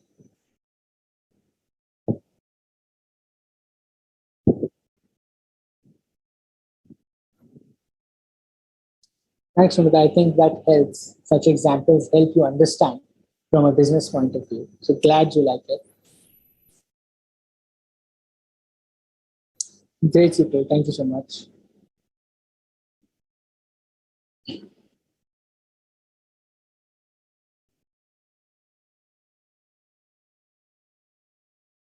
Right, I see a few answers, but others are not answering. Why you should answer? I think this is the time you learn, you answers, and you can go back confident on a particular chapter. Right? What better than revising with a lot of people? Great. I have a lot of answers, and the correct answer is functional level. We do not have general managers at functional level because at all other levels you might have general managers looking after the entire thing, right? When we say it's very general means looking after the entire thing. So at functional level, there are no general managers. There are very function specific managers. There are no general managers. Right? That is why the correct answer is functional level. Okay, a quick question. So I would say a small case based in terms of from a real case scenario is Coca-Cola is aggressive in its advertising, right? If I tell you Coca-Cola is aggressive in its advertising, this statement is what? Is it a corporate level strategy? Is it a business level strategy? Is it a functional level strategy? Or is it all of this? Coca-Cola is aggressive in its advertising. What level of, where would this strategy have been implemented, do you think? Where was this a strategy implemented that let us spend a lot of money on marketing? Which level would have decided this? A corporate level executive would have done that. A business level executive would have done that. Or a functional level executive would have done that. Or everyone would have sat down on a table and decided that let us do it. Who would have taken this decision? But let us go and spend a lot of money on advertisements.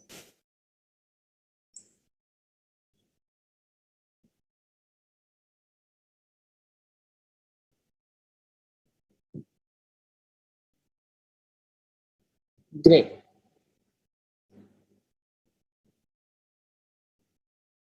Okay.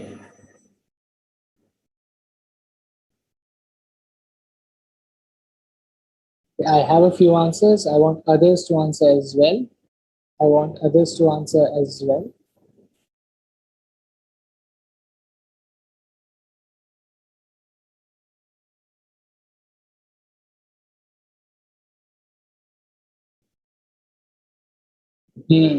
Great. We have explanations as well. The correct answer is functional. Why? Why is it functional? Why is it functional? Why do you think it is functional? Why do you think it's functional? Right? Because advertising is a function. It's not one single division. Now, like, what if I tell you that functional level managers would have decided to go advertising because marketing is a function. Coca-Cola's, one of the functions of Coca-Cola, one of the functional managers of Coca-Cola is marketing function, right? So they would have decided, let us go aggressive. Even though the approvals are from corporate level, but the actual implementation and decision of let us to analyze what should we do in advertising is the activity of a functional manager who is an advertising function, right? It is not a business level. It is not just one department. Right? It is not just bottling department or if you think of Coca-Cola, right? If you think of Coca-Cola, the business level are bottling department, packaging department, a department of refilling, purchase of water, purchase of your sugar, purchase of your secret of the Coca-Cola, right? There are different departments that are taking care, the sales department or this department. Now, a functional department of marketing, HR, finance, these are functional level departments. Now, these functional managers are taking decisions on advertising, getting approvals from corporate level. Corporate level is going to approve it, but the decision, but the implementation, but the actual work on marketing will be done by functional level, right? It will be done by functional level, right? Just because it is we're talking about the Coca-Cola as a whole doesn't mean it has to be corporate level or business level. It doesn't have to be, right? It really depends on what or who is actually doing that. That is why this is functional level. That is where you need to understand what the concept talks about. Just, I think most of you thought that because it is about because Coca-Cola as a whole, it has to be corporate level because company decisions are taken care by corporate level, right? No, it is a marketing, advertising decision, which is a functional level decision, right? Okay, great. Let us talk about a very, very, I would say, inherent concept in businesses now. Whenever you start working in an industry or even in your practice, when you have a lot of clients, you will see a concept of SBU. It is called SBU, is Strategic Business Unit. It's called Strategic Business Unit. Okay? It's called Strategic Business Unit. I don't know what I've drawn, and we have to clear this. Just give me a second. Great. Okay. Strategic Business Unit is what SBUs are called. Okay. So what is SB? I'll give you very simple example. Let us suppose you have, I would say, you have a showroom. I'll take a very small example and then we'll go big. You have a showroom of shoes and footwear, not just shoes, footwear. Okay. Now you sell women footwear, you sell men footwear, and you sell kids footwear. Okay. Now you're purchasing that from different people, you're selling it to different people. It's an entire different market altogether. Women footwear, men are not going to buy, kids are not going to buy. Yeah, men footwear, women are not going to buy, kids are not going to buy. Kid footwear, only parents are going to buy, right? There's a different market of the parents or a husband and wife, a family is going to come to buy a kid's footwear, right? Now this defines a business.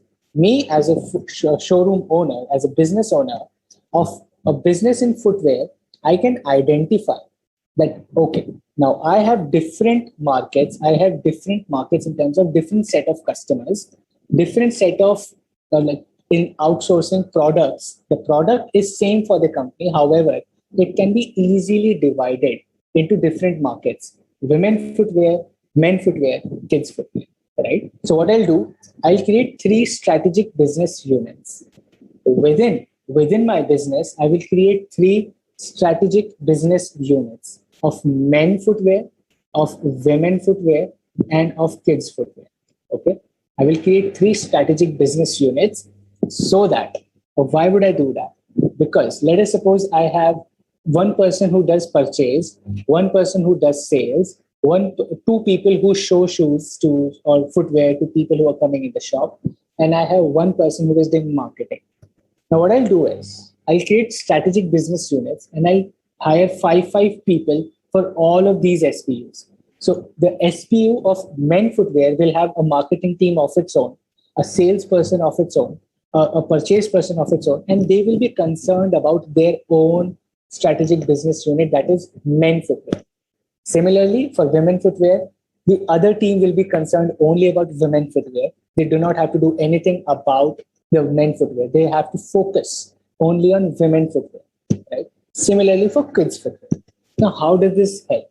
This helps in strategizing a business with very focused decision making, focused resources, focused implementation of strategy, and also helps you analyze which business is better for you. Right? Probably in 2 or 3 years, you understand that, all right, from men business, I'm earning 30%. From women business, I'm earning 80%.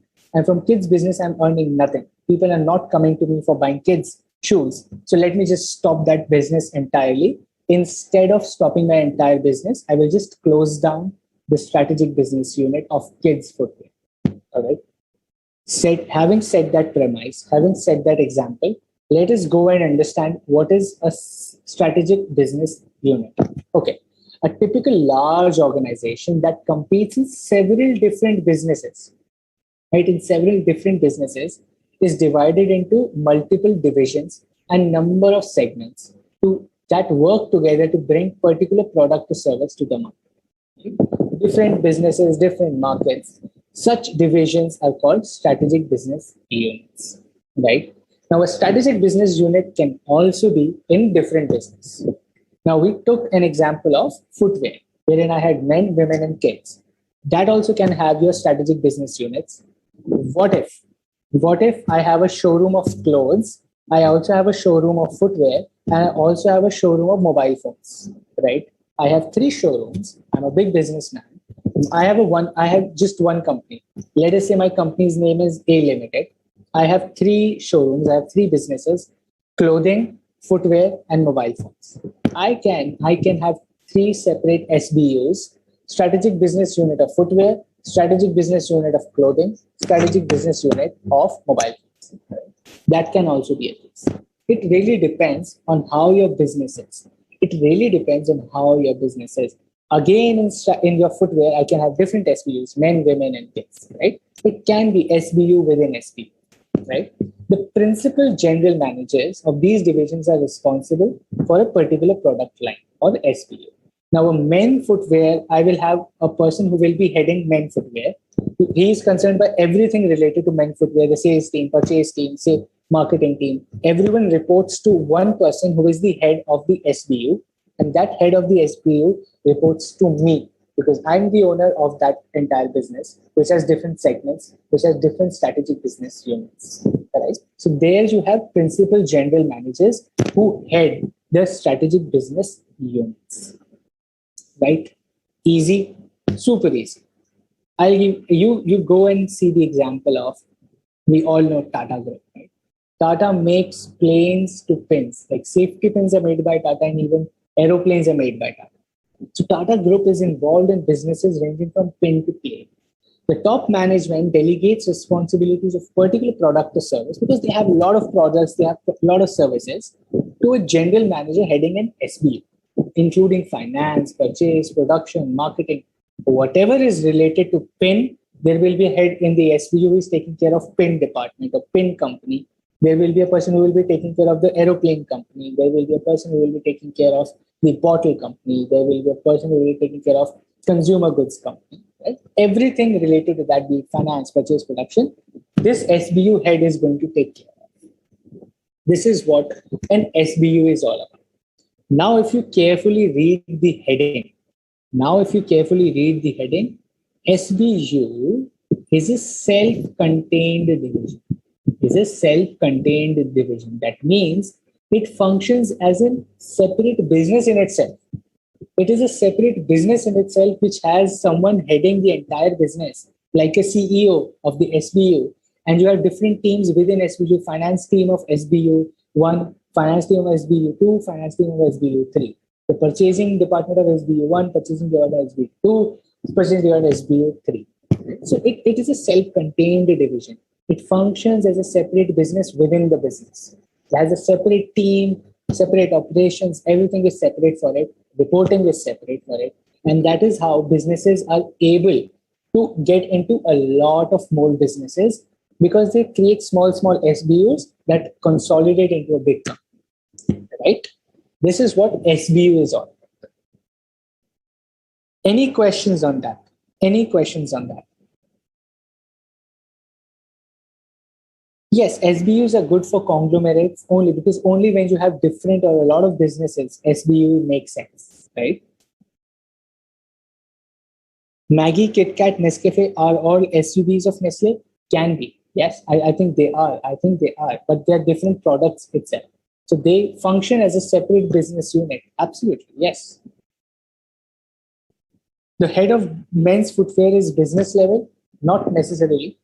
But yes, can be. But yes, probably yes. It will be a business level management who will be reporting to CEO, the top level. So an SBU head will fall into somewhere in business level. Right?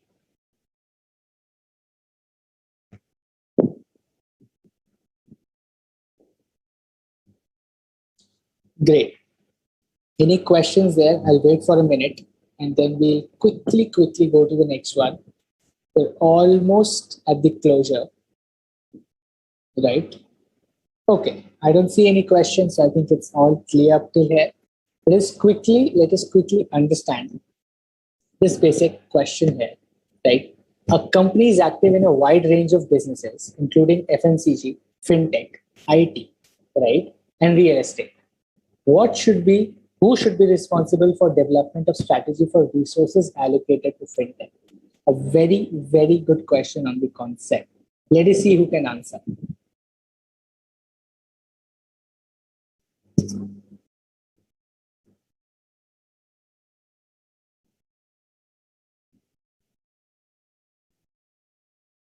Right? A very, very good question that most of us should know. Let us see who can answer this.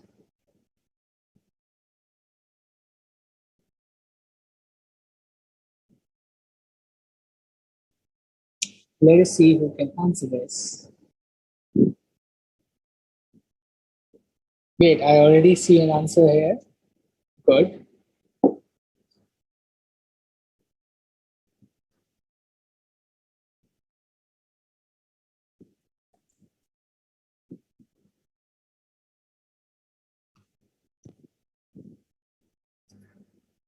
The speed of the answers have reduced. Are people hungry? We just have 5-7 minutes left. Probably will close by then. So bear with me.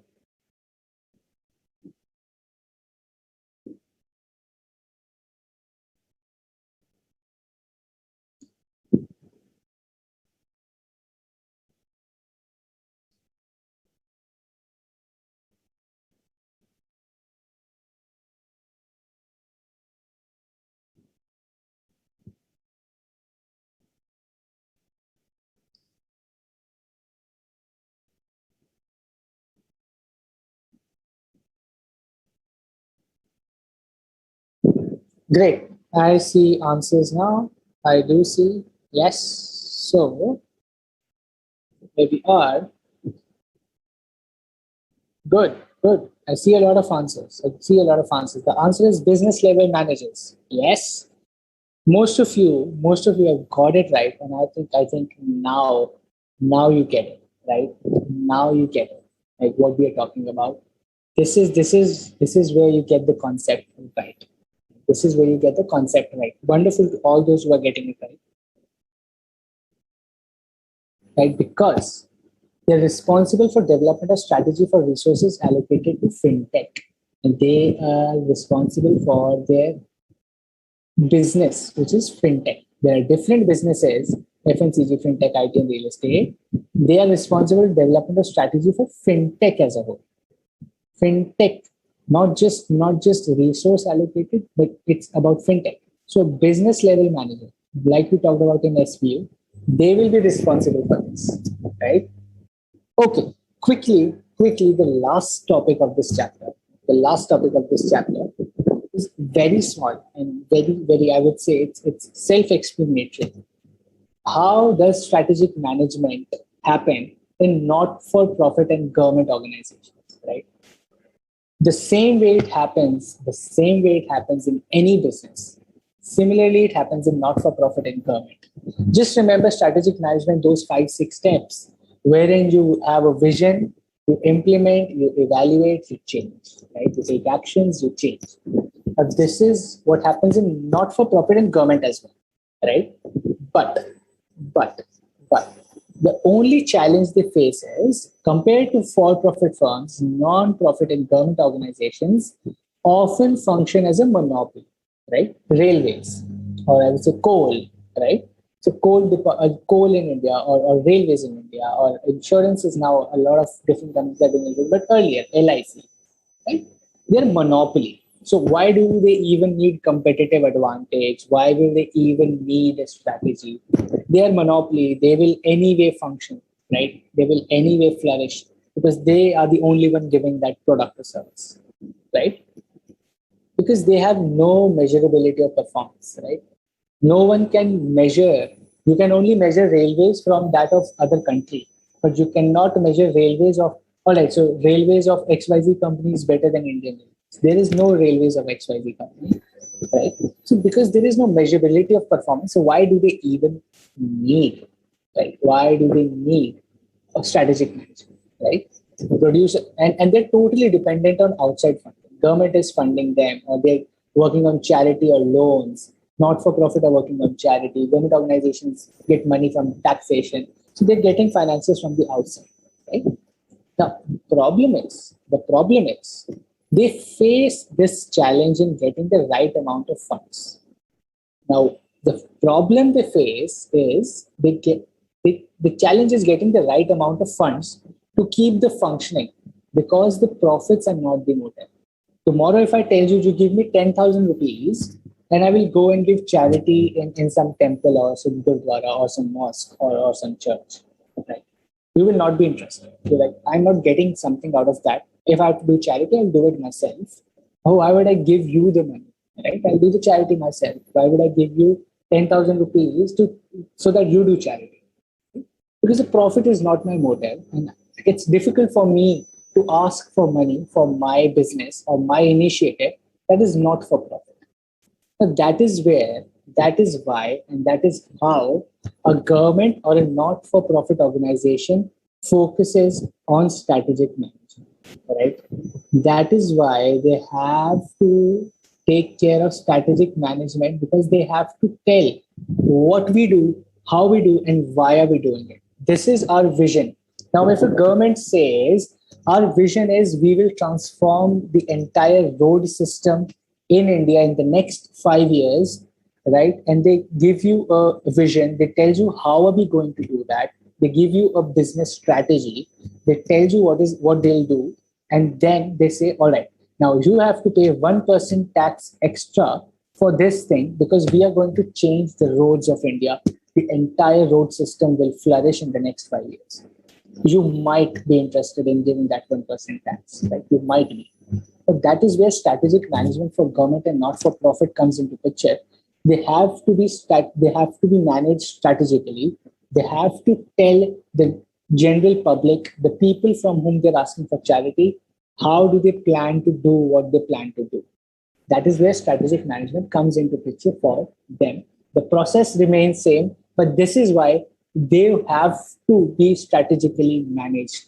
They cannot be loose. They cannot be easy on strategy, right? Similarly, in education or medical or government organizations, like we talked, like schools also, right? Even if your school says that our kids, 90% of our students have gone abroad for studies and they've come back in India and flourished as great professionals, as great thinkers, as great researchers, right? That school gains name. They have a strategy. They have a business strategy. They have a strategic management to create a vision, to envision the school like that, or a hospital envisioned like that, right? To be strategically managed so that people are interested to associate themselves with you, not just monetarily, but emotionally, but business standard wise, but as a country, as a business, right? Like we talked about government organization also. So it's not just about competition, because these things have no competition. The government has no competition, but still it would need strategic management because it has to get funds. It needs money to operate that, and to show or to get that money, get those funds, get that business flourishing, get that idea to be executed, they will need to be strategically managed. That is why it is important for them as well, right? Before we close this chapter, I'll just take two questions. And we will do more questions on this chapter in the first 10-15 minutes of the next session. All right. But today, before closing, let's do two quick questions and then we can go for dinner, right? And probably you might eat ice cream today because I've given you that example. Okay, so the question is, public enterprise generally cannot diversify into what? Like a simple question, 5 seconds, 5-10 seconds maximum. A public enterprise generally cannot diversify into what? Cannot diversify into, generally speaking. Right? They might, but generally it does not. What is that?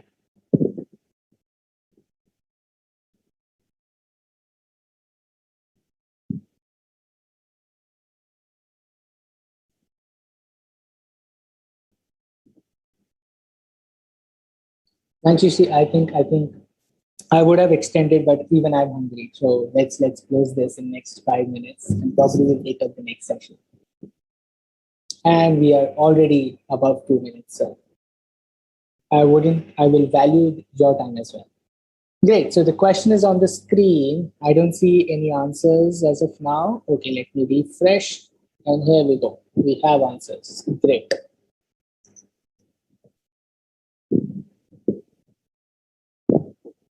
Perfect.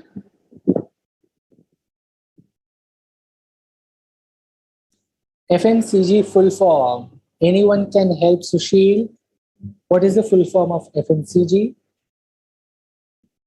Anyone who can help Sushil, I would want to see in the comments. All right, Sushil, by then you can answer this question as well. Others have answered. A lot of you have answered. I see Arihant has done, Ishika, Kamal has done, right? Khushi has done, Shubhang, Aditi, Priya has done, Sahil has done, Namrata has done. Great. Good to see you guys answering.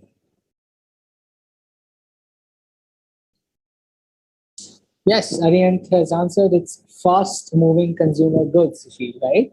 It's fast moving consumer goods. Why are they called fast moving consumer goods? Because it's in the name itself. They sell very quick. There is zero or very minimal shelf life. The moment a soap is produced and sent to a shop, there is huge demand. That soap gets picked up and it's sold off. Fast moving consumer goods, right?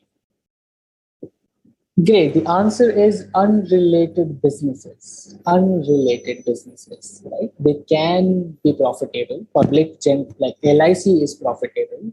Railways used to be profitable. It is going to be profitable. Sometimes it is, sometimes it is not. Right? They can diversify into private businesses. Privatization, we have studied in foundation. Privatization is also. But generally, they do not diversify into unrelated businesses. For example, Indian Railways will not diversify into edtech. Probably you will not see that you have a Byju's like business of Indian Railways.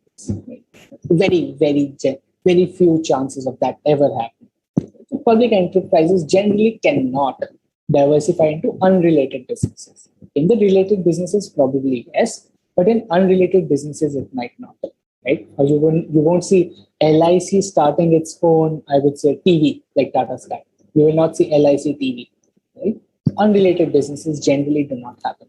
But for Tata, they are doing unrelated businesses. Reliance is doing unrelated businesses, right? Great. Last question, right? I think this is also covered. I will just go for this one. Okay. This question on the screen is the last question. Then we can wrap it up. Just answer this last question for me.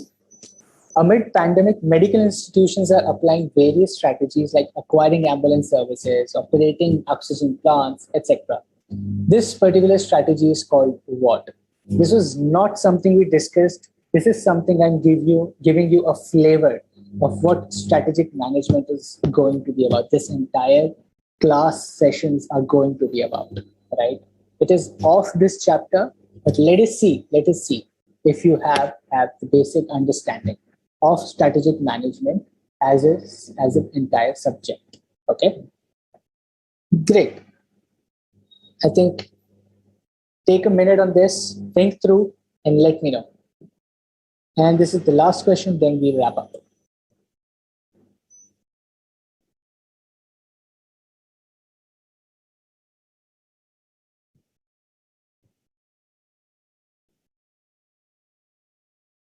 Right, Aditya, I see that. A lot of diversification for IT sector as well. Yes.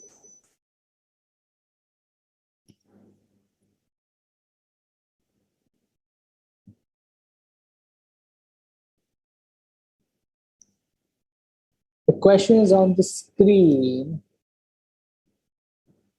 I would want all of you to answer that, even if it is wrong. I would want all of you to answer this. Give it a try. No negative marks for this one. Right? You're not going to get scored. It's just about learning. Right, Madan? You should have doubts about what are these four options. And we are going to study this. We are going to study this in strategic management. That is why this question. Keep you interested that we have a lot of wonderful concepts coming up in this subject, right? Okay, last 10 seconds and then we will reveal the answer and close this session today.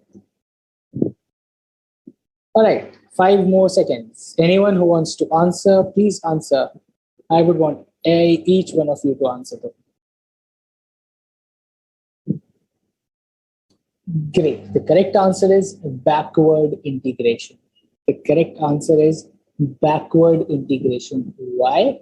Because for a medical service, all these are inputs. All these are inputs, purchases, right? Ambulance services, operating oxygen plants, right? Like acquiring ambulance or operating oxygen. These are inputs. These are the purchases. These are the like behind the hospital services. Like these are the services that hospital takes and then gives it to the patients, right? So that is why when it does the things which are already behind it, right, which it takes and then passes on to the patients, it is a backward integration.